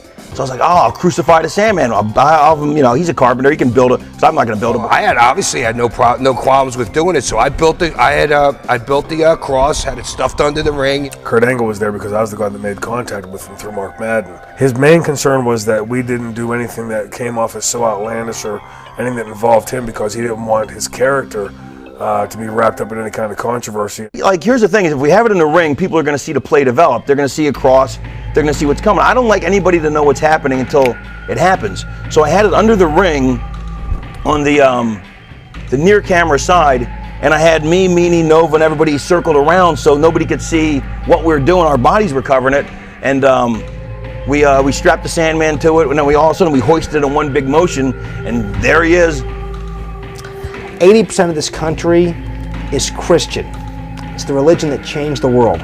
Probably not the best choice. It's like, whoa, you know, that's awesome, this is heavy. And then go into the locker room and just everyone's yelling and screaming and Francine's raising hell. I did not like that angle. I remember like just fans being like mad. I remember like standing there and like walking around the building and people were just angry. And I'd never ever seen that. And it wasn't even like heel heat angry where like, I want to see this bad guy get killed. It was like, how dare they do this? The people, it was the right kind of heat. I mean, the people were like, this is heavy. You know what I mean? And they were just like that quiet, you know, the quiet Japanese heat. Yeah, I was there. That was that didn't get over at all. Kurt Angle, who I guess is also a Christian, who was standing next to me, starts screaming at me. And I'm screaming back. I don't know. I didn't book this thing. So I turn the corner to the back and I look up and I see Kurt Angle come down and he's throwing his hat and he's going, this is bullshit, this is bullshit. I was very specific that this kind of stuff was not supposed to happen. And again, I have no idea what's going on, so I go and look at the monitor and I see this crucifix and this just insanely ridiculous angle that Raven and Sandman had conjured up themselves had never gotten cleared by Paul, or so Paul says. I knew. Sandman knew. Stevie knew. Domini knew. Nova knew. Paulie knew. You know, well, maybe Paulie didn't know. So nobody knew what we were going to do. Obviously, Shane didn't. We get back. There's a big stink about it, and they wanted us to go, but they wanted us. Paulie said something stupid like, they wanted us to fight back out or do something like that, which I thought was totally ridiculous. I was like, no, he just killed me, left me hanging on the damn cross. So I'm supposed to be, you know, I can't rise from the dead yet. It's not Easter. Taz was legitimately high, and all these people were like, oh yeah, because you're Jewish and Todd's Jewish and Paulie's Jewish. Why didn't you crucify him on a Jewish star? I'm like, oh yeah, that'll have a lot of impact. I put him on a Jewish star, it'll roll away. When I saw it, I exploded. And we immediately went into damage control. And then Paulie makes me go back out and apologize, which to me was the stupidest thing you could do. But he was trying. I mean, honestly, the only reason Paulie did it was because he was trying to woo Kurt. So then they talked. They got Scotty to go out and apologize afterwards, which I thought was a crock of shit. Which the one thing that really pissed me off, that we had worked to this point to get to this angle. And then he's gonna come out and apologize afterwards. I mean, Raven apologizing. I mean, come on, he could kick my son and he could knock my son over. My son could be on the way to the hospital. Raven wouldn't apologize to me, be like, my bad. Let's say hypothetically we did go over the line, which we didn't, because it was the right kind of heat, because I was in the center of it so I could tell. But let's say we went too far. The last thing your fans want, if you're the Rebels, is to say, oh, I'm sorry. You know, hey, if you go too far, then you just, hey, we went too far. You know what I mean? That's just the way it is. If it was maybe 2-3 more years later in my career, I never would have let him come out here. I would have said, no fucking way was that going to happen. The people were really disappointed in the apology, which I made as insincere as possible. You know, Paulie said, make sure it's sincere, so I tried to be sincerely insincere, and I think I accomplished that. I was like, listen, I'm really sorry about that. And then I powdered. That's the only time that I really thought that there's edgy and there's just. Next thing you know, Kurt Angle's hired in WWE. You think he told Vince McMahon when The Undertaker hung Steve Austin on a cross a couple months later? You think he told Vince McMahon to go tell him to apologize?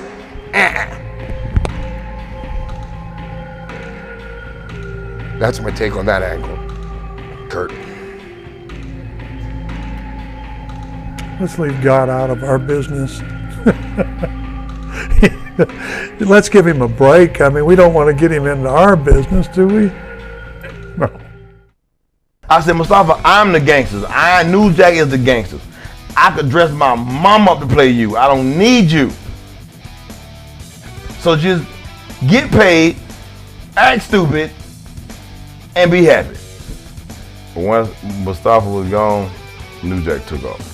I like New Jack. New Jack was just a great character. I mean, just this militant black guy, just you know, he was so charismatic. I mean, wasn't the greatest worker, but he knew that, and he didn't care. He didn't need to be.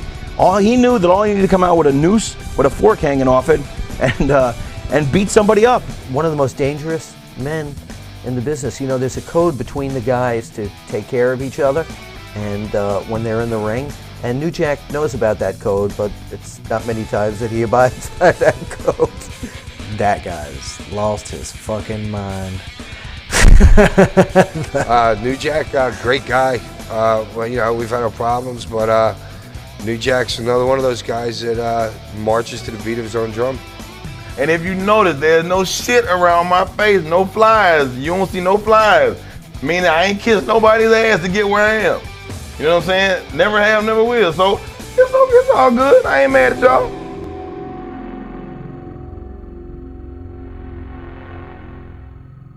I was there, and that was some mean shit, actually. The interesting thing about Mass Transit was nobody in the locker room knew he was a wrestler until there was like a lineup sheet, and we saw the words Mass Transit, and we're like, who the fuck is Mass Transit? Axel Rotten didn't show up. Something happened with his grandmother. So Devon didn't have a partner. Devon Dudley didn't have a partner. And this kid comes up with a tape saying that he's worked before, yada, yada, yada. He's a big boy, so he's like, well, you can take his place. So your job is gonna be just getting there, you know, you're just gonna be the piece of meat. You're gonna beat the shit out you. He's like, okay, no problem. But then he came back and he started telling me about all these different spots he wanted to do. Mass Transit was a young guy. I think he was just excited. He had his family there and he wanted to get some spots in. And he's sitting there next to Taz, lighting up his cigarette, telling Paulie who he's going to be in the ring. And he's telling the Gangsters and Devon Dudley what they're going to do in their match. No, you sit there, you shut up, you listen, and, you know, hopefully, you know, you get invited back. But then he came back and he started telling me about all these different spots he wanted to do.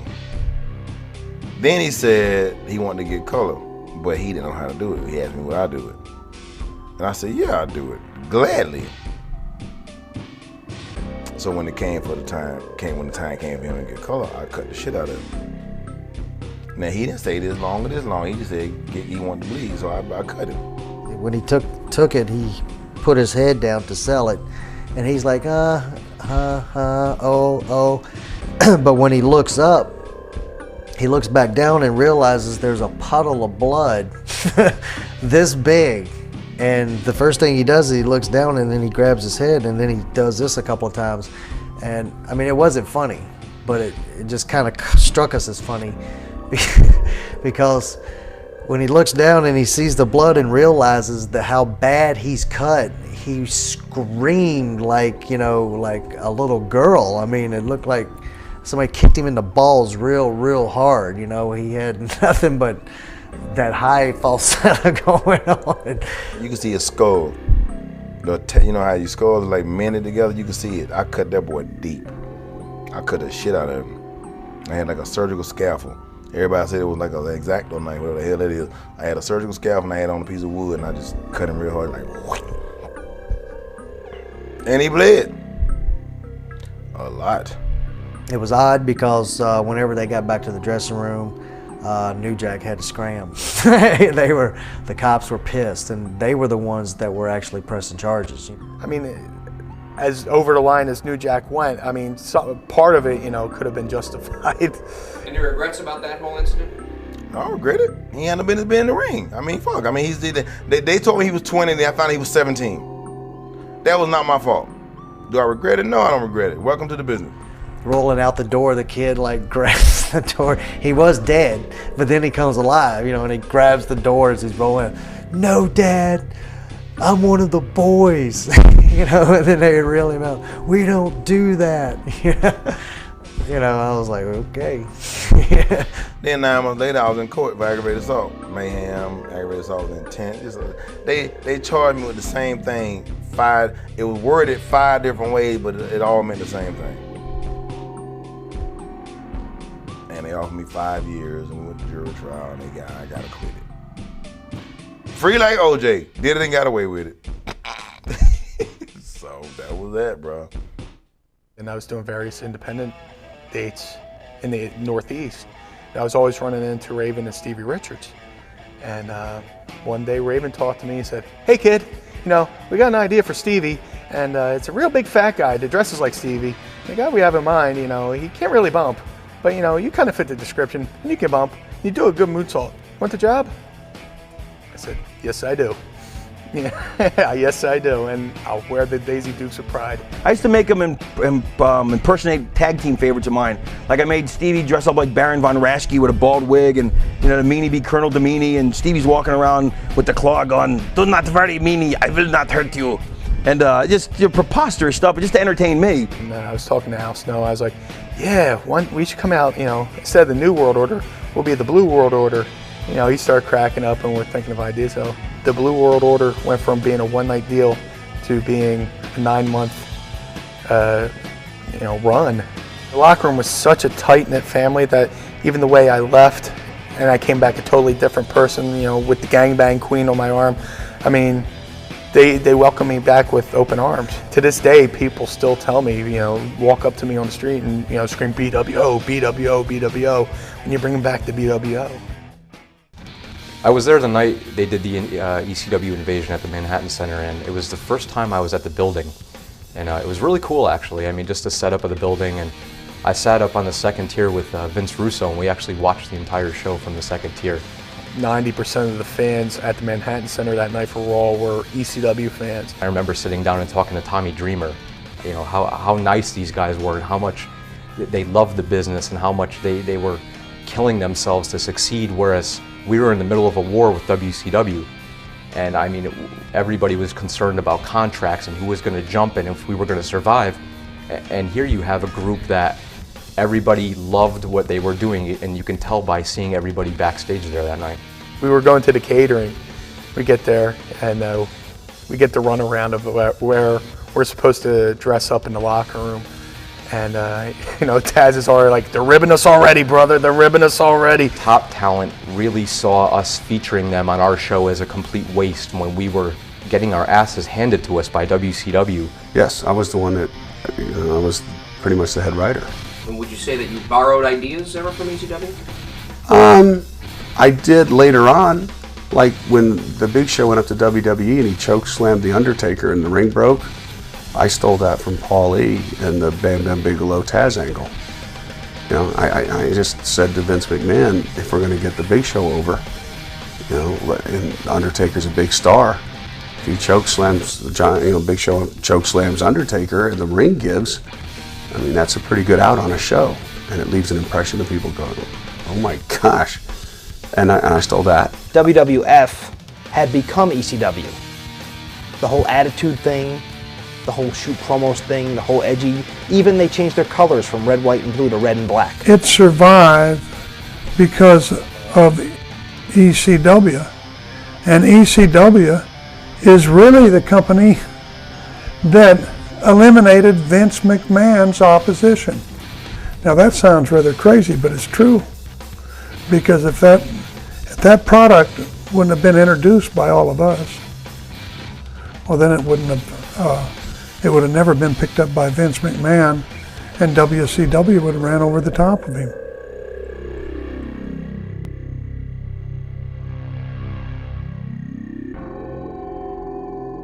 I double booked myself, and I chose Japan over ECW. And like I said, when I did that, ECW ran once a month. I was making a living in Japan, you know, where I was going, you know, 2 weeks out of it every month. And sometimes for one day I get paid for a whole week. And that particular match, I was going for one day to get paid for a whole week. And he wanted me to wrestle for, you know, in Philadelphia once, you know, on these spot shows. To me, they were still spot shows. To me, it wasn't much of a decision. So I went. And but at that, I remembered the impact on that. That pissed me off. Yeah. And then I was so flattered that I had that much impact that people would care that I chose one match over another. Right, well see, that's when that towel thing happened. I came in right after that as a return, like, because everybody was mad at ECW, the commission and everybody, so he brought me in to help smooth things over. Like, brothers fight the worst, sort of. And I'm not saying we're brothers, but we knew each other pretty close. And you know, he had what I wanted, and I had what he wanted, you know. We both wanted something from each other. So, but neither one of us wanted to give. You know, I guess, I don't know what to deal with, but I like him. I've never not liked him, you know. I'm gonna start doing something that they ain't gonna even remember to finish. I'm just gonna do something. He said, what? I said, follow me on this. So I started diving. Every chance I get, I dive. Then it became, are you gonna dive? We need you to dive. And once I knew it was a need, then it became a handicap. Then I ain't wanna do it no more. Then they started making a deal with me. Well, we'll pay you to do it. What you gonna dive off now? I ain't diving off shit. Then they get mad about it. Why? How you take your ass up there and dive off of it? That's 30 feet. That hurt. And when it's time to go, Vic says, Jack, I can't do it. I said, Vic, we on pay-per-view, let's go. He said, I can't do it, Jack. I'm scared. It's too high. And we having this conversation 20 feet above the floor. I said, Vic, on 3. 1, 2, 3. And I pulled him, he pulled back. I pulled him down on top of me, and I hit that first table, and he did his flip, and he caught up with me. And his back ended up against my head, and it slammed my head against the floor, and it cracked my skull, and I had brain fluid coming out my nose and my ears. New Jack and Vic Grimes fell 25 feet. They aren't stuntmen. You know, on concrete. It should have killed them. And what would happen if they would have died? They'd have moved them over and kept going. You know, to me, 2 guys almost die. That's a big deal. And it's not a big deal to the fan because they're so MTV minded. They're going to say, what's next? Unless you slow things down to let them understand the gravity of what they just saw. I got nerve damage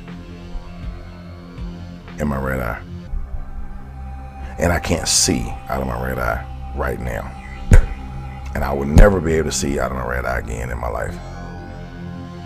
And I have short-term, my memory is about 2 or 3 days old. And I get headaches. And sometimes my eyes get like bloodshot like they are now. For no reason. Then I go 3 or 4 days and I don't sleep. Hey, but that's part of New Jack being New Jack. And I just think ECW kind of blew by a lot of huge moments like that. But you know, that was their niche, and you know, they did something right. I'm an old fart, and I would have done a little different. That's why I tell some people, bro, I said, when I lay down and die, I'll probably be fucking happy. Because I ain't got to suffer through this bullshit no more. And I ain't ever asked no pity party for nobody. I ain't asked no sympathy from nobody. But I done tore my body up so goddamn bad for these fucking fans. It's like, when I ain't got to feel this shit no more, I'll be glad. And that night, it changed me. It took a lot out of me. And I don't play games with myself. I ain't been the same since that night. Vic didn't hurt me, I hurt me. But I allowed that cocksucker to be a part of it. And when I was able to see when I came back, the first thing I did was walk in Buffalo, New York, and smack Vic right in his fucking eye, and I was ready to fight him. I couldn't even hardly see him. Because he was telling people at one point, yeah, you saw me hurt New Jack. No, you didn't hurt me, Vic. I hurt me. Then with the XPW, and I threw his ass over a 40-foot scaffold. I had a stun gun with 350 volts in it, and we 40 feet up in the air, and I took it and I shocked him in his fucking neck about 4 or 5 times, 8, and then I threw him, and he said, Drake, I can't feel my legs. I said, don't worry about your legs, Vic, I got you. But he had stacked 12 tables up in the ring. He touched one. Shotgun. Tingle the stun gun. That is not right. 3H should not be using that weapon. Oh no! No! No! Please no!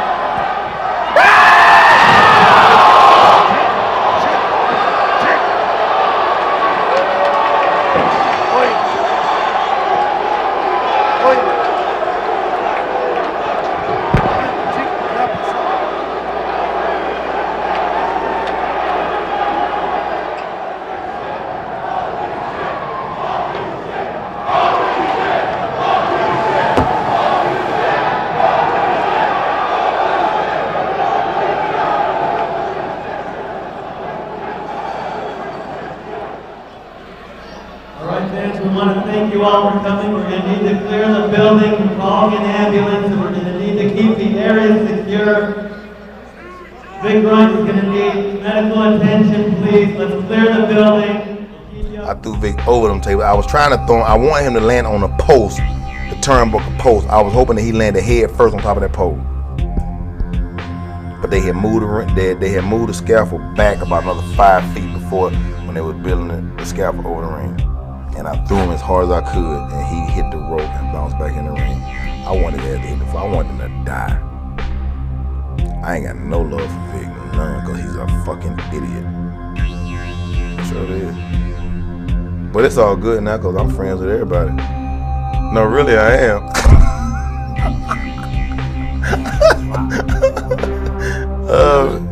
Yeah, that was a receipt. That was a cash register receipt, the paper, the ink, the money up under the drawer, bro. That was all of it. The box that came in, that was everything. So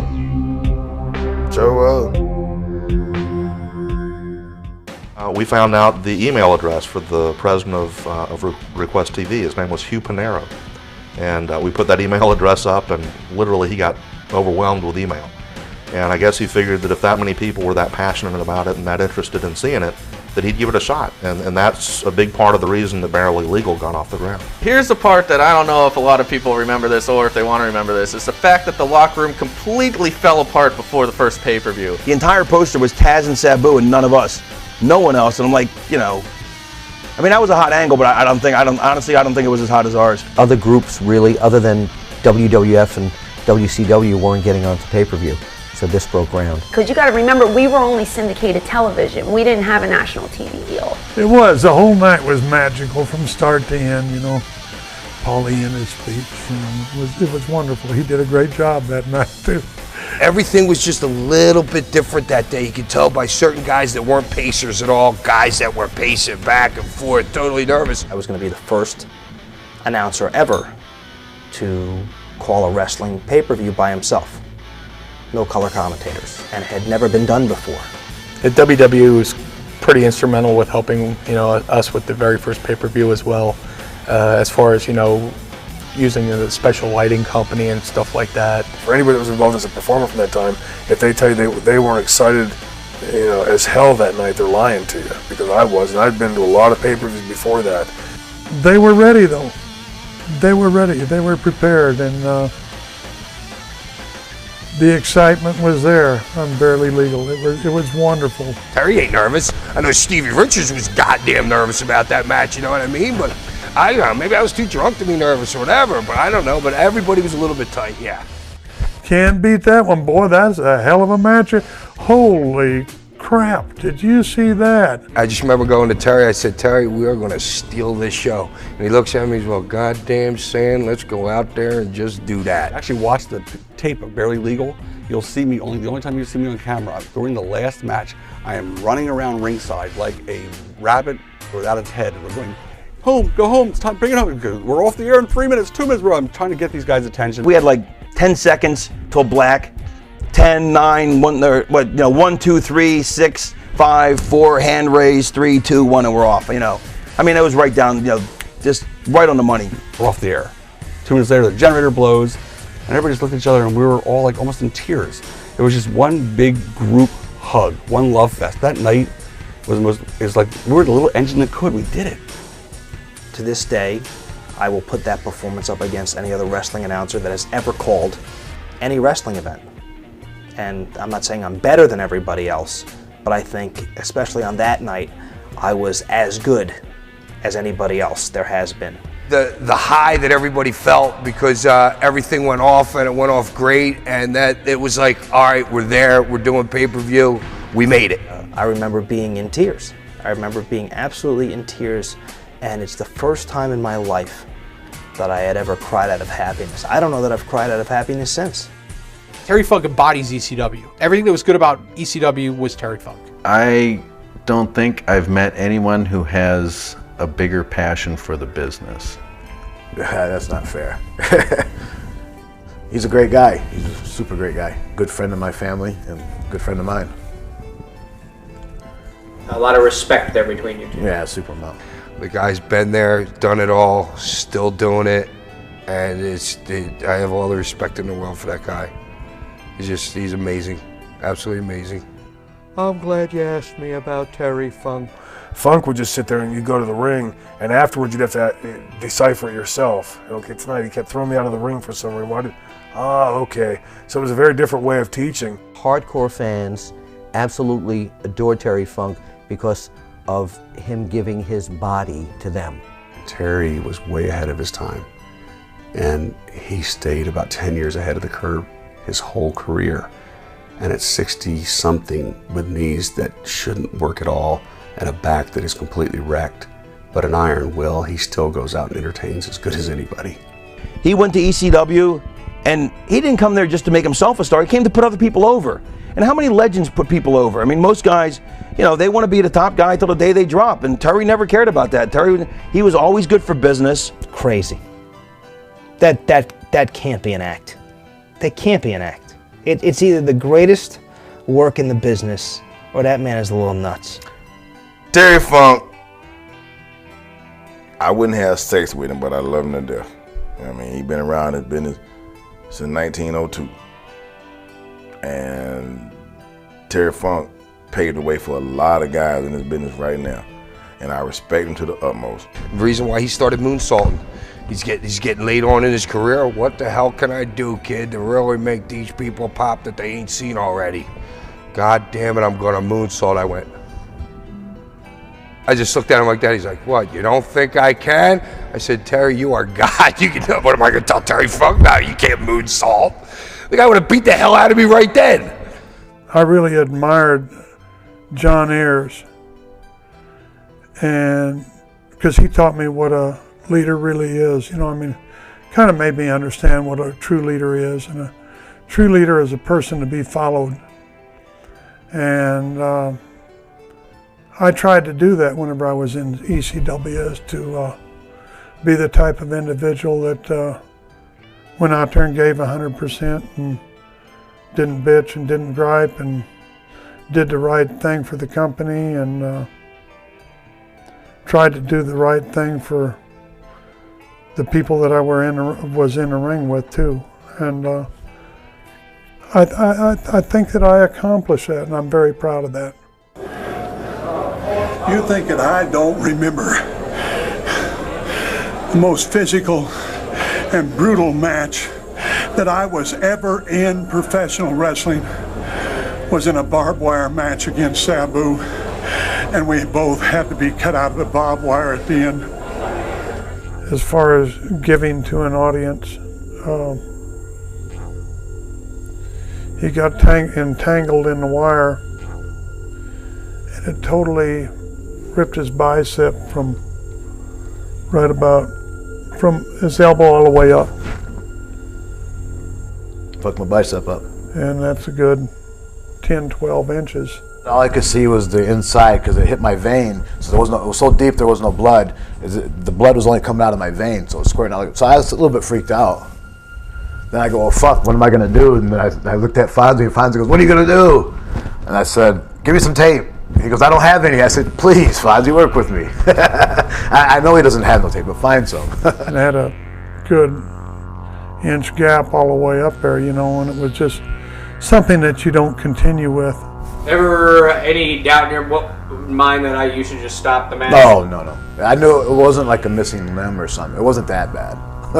You knew it wasn't a missing limb. Right. It was still attached. All my bones and tendons were attached. And he took that roll of tape and taped up his arm and said, let's go on. And after that, the whole match that we had was thrown out. Not that we had that much put together anyways, but what little guidelines we had, it was thrown out. It was just survival. They could have lost me at one part of that night as I went out of the ring and through the wire and got entangled in it, and then it got entwined around my neck, and I was about to pass out whenever they went ahead and got it cut off. Yeah, we got tangled in the barbed wire and I got stuck around his throat. Because every time we moved, we'd hurt each other. That was more uncomfortable than getting sliced, was being in that ball, you know.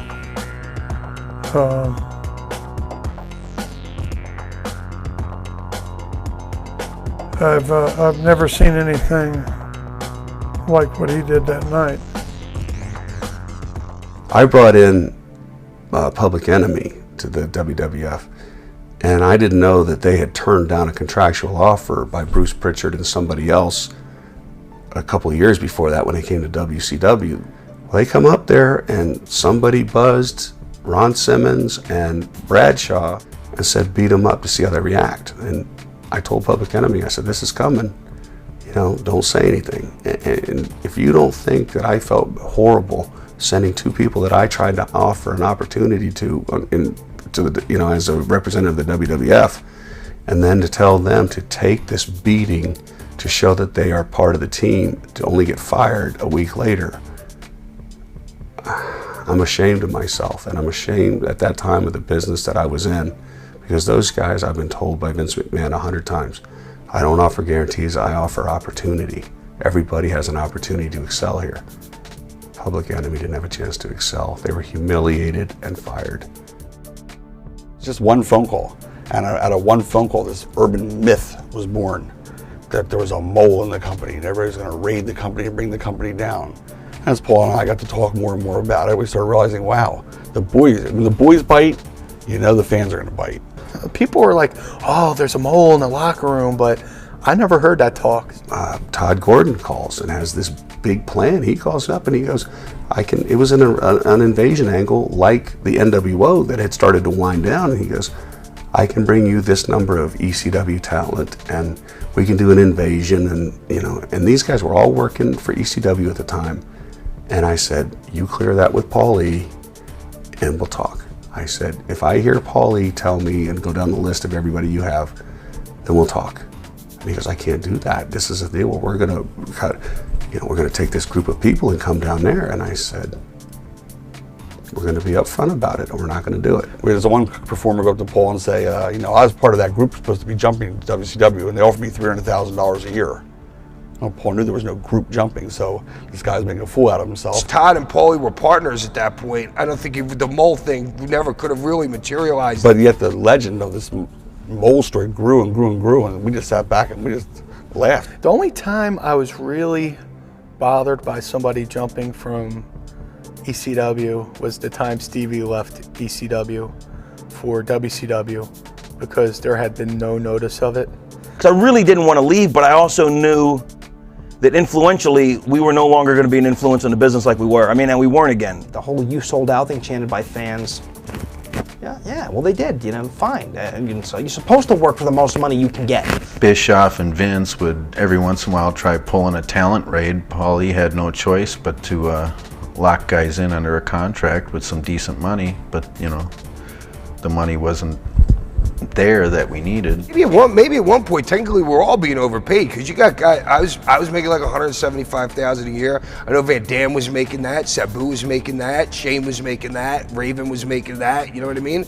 So we were making just, you know, there was 4 or 5 guys that were making close to $1 million. I've been pointed out as a lot of times that I was the one that took talent away from ECW, and that's not the case. I never took anybody or even presented anybody to WCW or Eric Bischoff that didn't call first. Rob Van Dam, you know, went from a guy that I'd seen, you know, working job matches in WCW not very long before to one of the top guys in ECW very, very quickly. The most gifted athlete the business has probably ever seen, which is saying a lot. I used to call his matches offensive exhibitions because that's what it was. It was just like if you had a checklist of everything that he could do, you would just sit there and go 9, 9.5, 10, 9.2, 9, and you would just watch him execute this every night. Rob was like the last great ECW attraction. Physical attributes, maybe the most talented in the business. I always respected his athleticism, but working, we had 2 entirely different opinions on work. You know, I believed in storytelling and he believed in a bunch of high spots. He was cool, he was cocky, and he had great matches, and the fans took to him. I think New York missed the boat on him. Like when we were doing that Alliance angle, which was horrifying, he was so over. If they would put him and Austin together, nothing but money. But, you know, they wouldn't pull the trigger on it. Rob was cool, man. I never had any problem with Rob. Some of those matches took years off my life.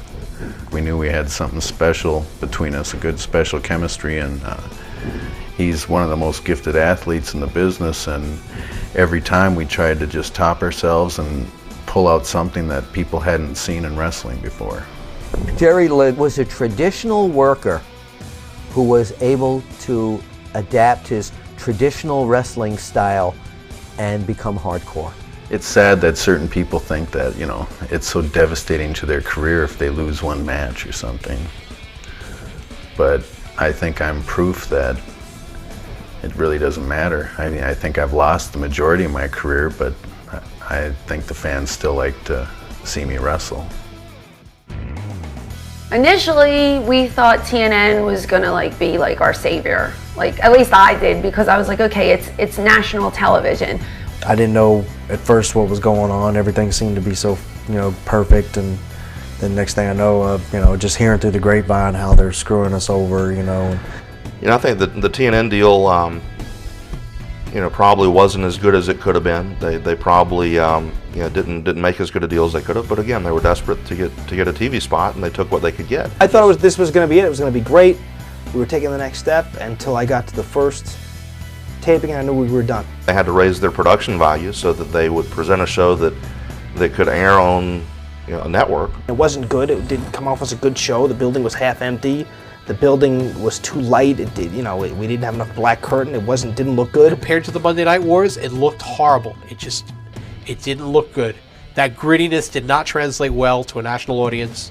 So instead, he put together like the best of ECW, which the network crapped on. I saw the facts that came in from them. We were paying them. You know what I mean? That's where all the company's money was going. They weren't paying us to be on that program.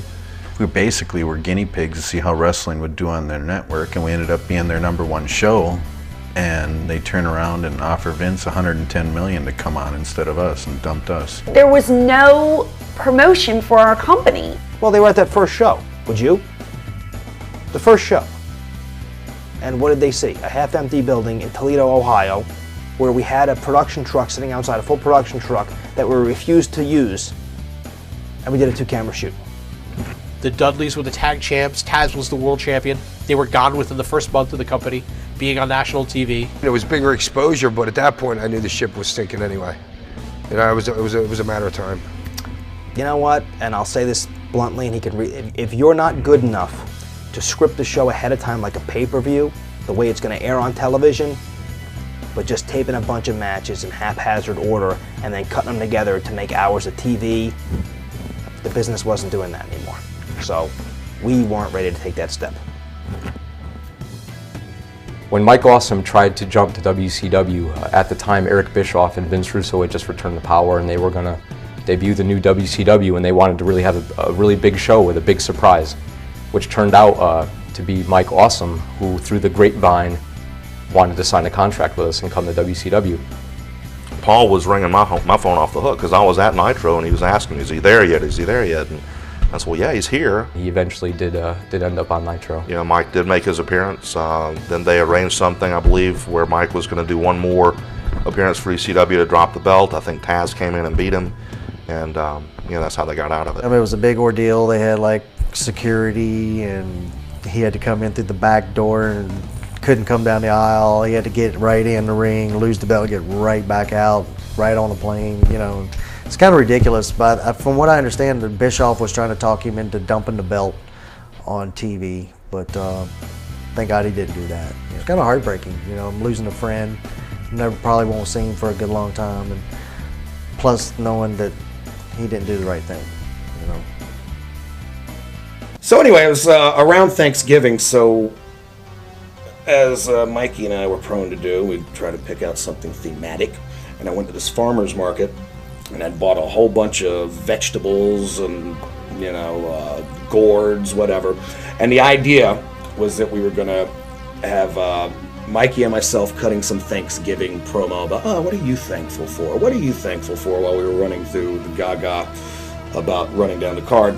And the punchline was going to be that I would hit some line, then I would shoot a fireball out of my hand, the table would go up in flames, and then they would pan back and you would see Mikey hog-tied with an apple sticking in his mouth on a platter like a suckling pig. And so as we were getting ready to do it, no, actually we got through it, we filmed it, and then I was screwing around with the little flash gun or whatever it's called that I shot the flames with, and I'm packing this son of a bitch up.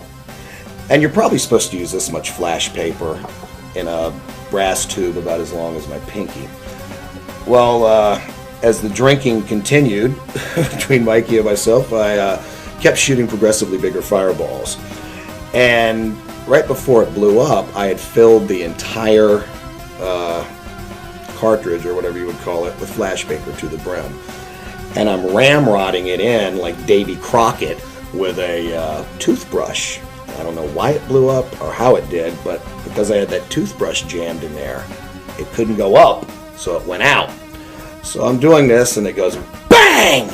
And I was stunned for a second. And I looked down at my hand, and Mikey says I was in total character, and I went, fuck! Mikey, this is not good. I look up at Mikey. He's got viscera from my hand all over his damn face, with blood all over the place, and then blood starts squirting out of my hand like a fountain. And I go walking into the other locker room, and blood's just jettisoning out of my hand. And everybody thought I had some gimmick that we were going to use, in a skit. And I'm going, guys, I need to see a doctor. And they're, man, I think it was like Sandman's going, red guy, that's the best one yet. That's a great gimmick. And I'm like, no, guys, I think I'm going to die.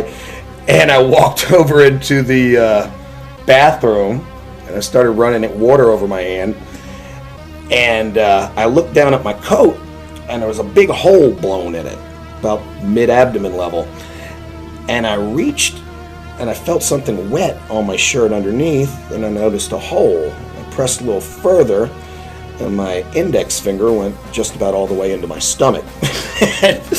And I went, oh, well, not my stomach itself, but into my abdomen wall, whatever.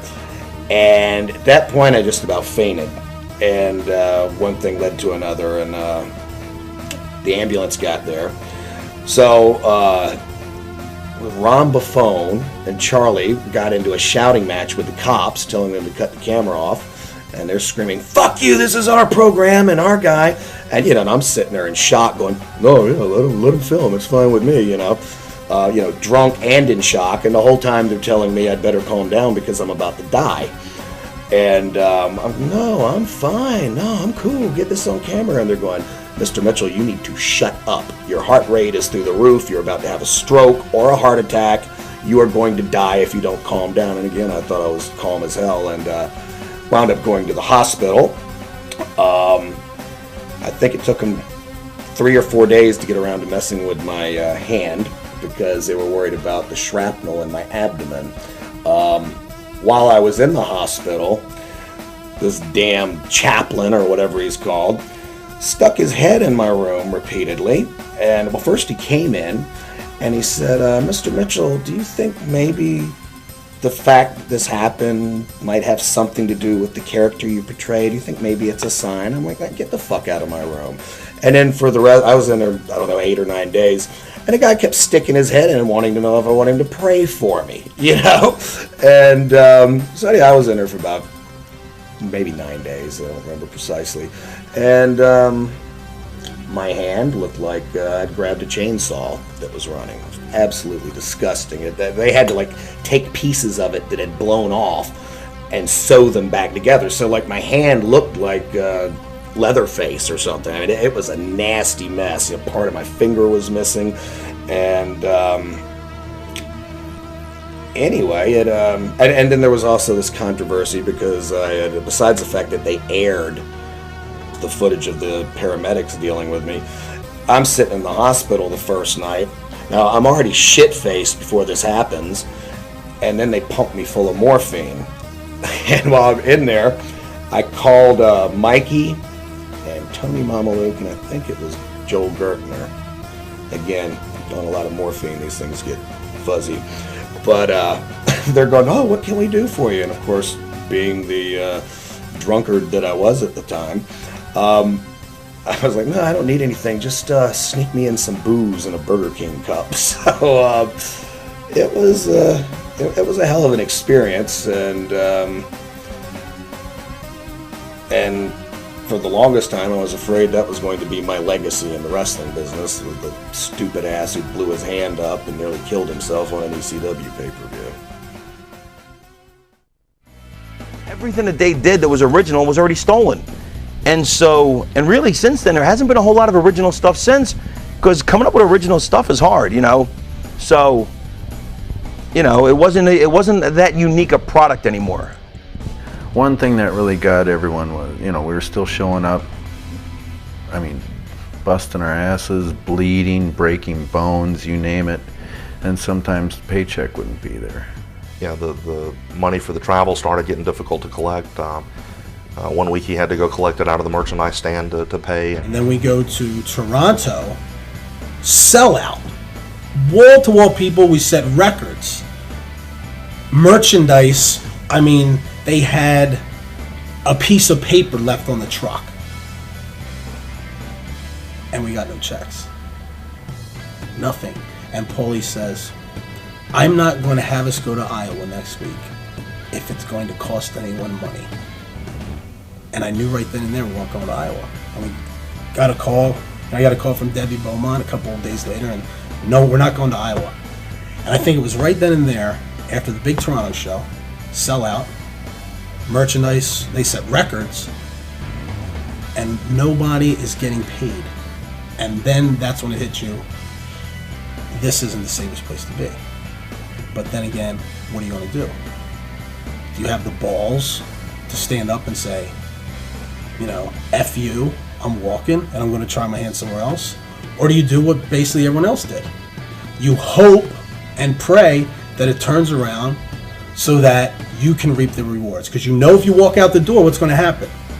You're going to burn a bridge, and in wrestling, that's the worst thing you can do. So, I stayed. Paychecks started bouncing and money started getting lost, and the pay-per-view company was not paying us on time, and we go to Canada to do a show, and all of a sudden we coming back and the money got seized at the border because they said it was illegal drug money. It is bullshit, and he just started fucking everybody on their pay. Things started changing when the paycheck stopped coming regularly, you know what I mean? They needed a synergy, and there was no corporate synergy there. And little by little, it killed them. It was like cancer. Like, you know, after every show, we would just sit there, and Paul would give us this speech, like, you know, we're going to get a TV deal, and I'm going to California, I'm doing this, this, and this. In my heart, I so wanted, you know, I wanted to believe him, but something told me, I'm not sure if this is going to, you know, this is going to go down. Paulie was out in LA having meetings with, you know, TV executives for all these networks, and when in all reality he was out there getting an extra payday shooting rollerball. And so when everyone found that out, I mean, what's that do for morale? You know, I had 10 checks bounced, but he made good on all 10 checks, and he paid my bounce fees. So that, you know, I have no problem with that. It got to a point later where the checks just didn't come. You know, he would come to you and say, I'm not taking a dime out of this company. You'll make money out of this company before I do. You know, he probably said that to a lot of people. Of course, Paul knew it was. Well, what's he going to do? What's he going to do? Tell the locker room that? Paul Heyman really looked burned out at that point. Looked pale, looked tired. He wasn't coming to a lot of the shows. When you handle everything without help, the human body and the human mind can only do so much, and then it starts to short circuit. I mean, you know, we worked for free. How much more can you do? But we were all unified against Paul at that point, so we were still, the locker room was unified, but unified for a different reason. Somebody said to me, if you want any merchandise, you should go to the table and get it tonight, because you're not going to be back. This is it. And it was said to me very privately. And I remember saying, do the wrestlers know? And the person's like, no. I don't know if it was the following Monday, but it was relatively close. 9 o'clock, my phone rang, and it was Tommy. And he said, I just want to let you know, Paulie's going to be on Raw tonight. And my heart dropped. And I was just like, what? Because, you know, we were still being told we were having a pay-per-view in March. And he had, you know, signed his deal with Vince, and we were never told. And then whenever you see him walking out on Raw, that's when you're like, well, I guess that deal just fell through because I don't think he would be working for them if he's trying to run another company, you know. So, yeah, really sunk in about that time. ECW fans will be able to say, that's the way I wish it was. I saw that when I was a kid, and that's how I wish it was now. It was that good. It'll always be something that'll be really missed because it was something special. It's the greatest drug I ever took. Every broken bone, every torn muscle, every trip to the chiropractor, it was worth every bit of it.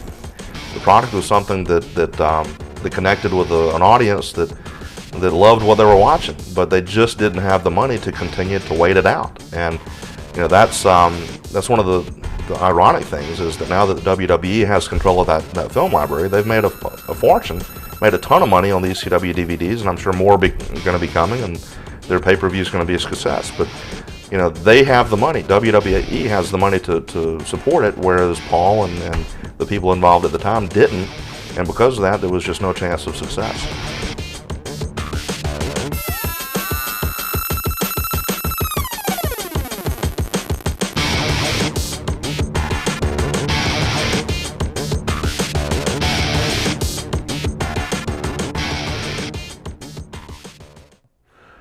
I had an opportunity to go into the WWE at this time, and they sent me a contract, and sent me a very good contract. And this is the contract here, and it's not that it's anything special or anything, but it's for quite a sum of money, and it certainly isn't for what Hulk Hogan or Triple H or Ric Flair or The Undertaker makes, but it was for quite a bit more money than for this group that I'm going to perform for. And I had a choice, and I had to make a choice between the two companies because I know at my age and my time, again, is that I can't perform two shows that close together.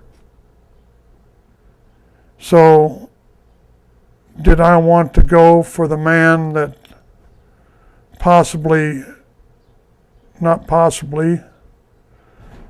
that did a lot to destroy the company? Did I want to go for the fellow that made millions of dollars with the rise and fall of ECW that had nothing to do with it? Do I want to go for the man that is going to have an ECW show that could give a damn about ECW? Did I want to go to a show that he's going to have fans that are simulating ECW fans.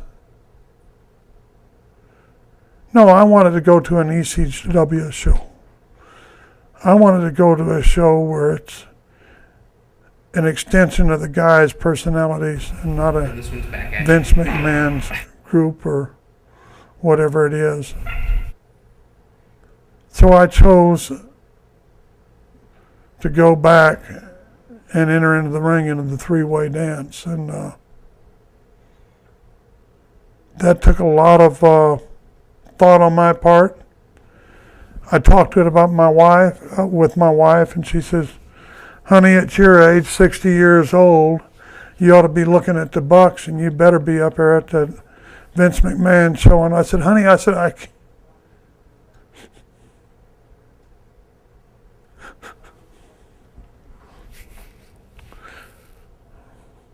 said, "Honey, I can't do it."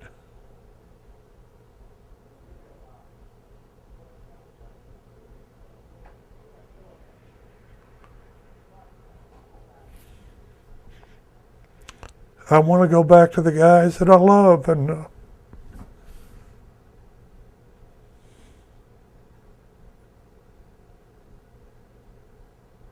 the guys that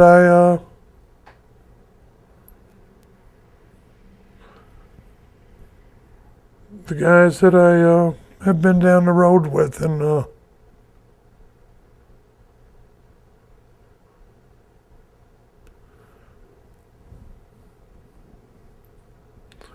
that's why I'm not a millionaire. Because I've done the things that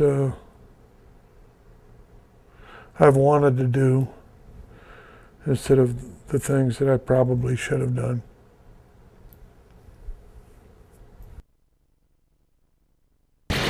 Don't leave. Why y'all packing up now? Sit down. Sit down. Roll the credit. Roll the credits.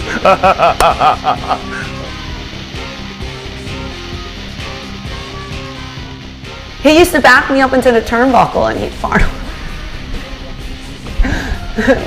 Which made for great television because some of my facials were from Shane Douglas farting on me. I'm on my knees in the ring and he's got me, and he wanted me to yell "mommy." God, I hate living in Atlanta. If we give the United States an enema, I want to stick it right here. Celine Dion has a scar like I do.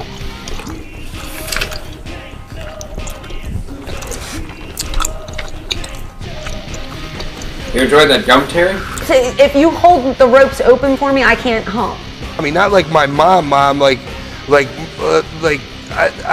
not really sure, but I just remember getting on the ring and I'm yelling and I'm doing "mommy, mommy, mommy." Which all the girls do it these days. Yeah, but I did it first. I did it first. You were the first to hump And the the rope. promos and stuff, she always knew how to handle that kendo stick. You know? My nephews fart on me all the time. They cup it and throw it in my face. They do that, you know. I was wondering. Yeah.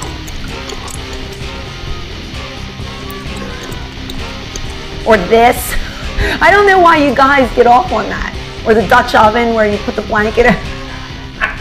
That's one of my personal favorites. See, I don't get it. Just please get me out of here. I'm begging you, Bill. Bill, if you have any pull. Bill, if you have anything for me to do in the Northeast, get me out of here. Bill, get me out of Atlanta. Bill, I'm begging you, Bill. I'm yelling and I'm doing "mommy, mommy, mommy," and I got back and Paul's like, "What the fuck were you doing?" I'm like, "I don't know. Is that what you wanted?" He goes, "No, that's not what I wanted." The Dudleys used to always say, "Francine loves farts." But I will tell you, I pop for the sound, but not the smell. You don't see that. Wait a minute, you don't see that. Yeah, right. Central chocolate. Damn it. That boy's good. Yeah. Get Jim McCart going. Nix that part of this interview. Thank God you can nix this. But enough about farts. Farts are fun. This is, you're right. This is going to be 20 minutes about farts, but. Back at you.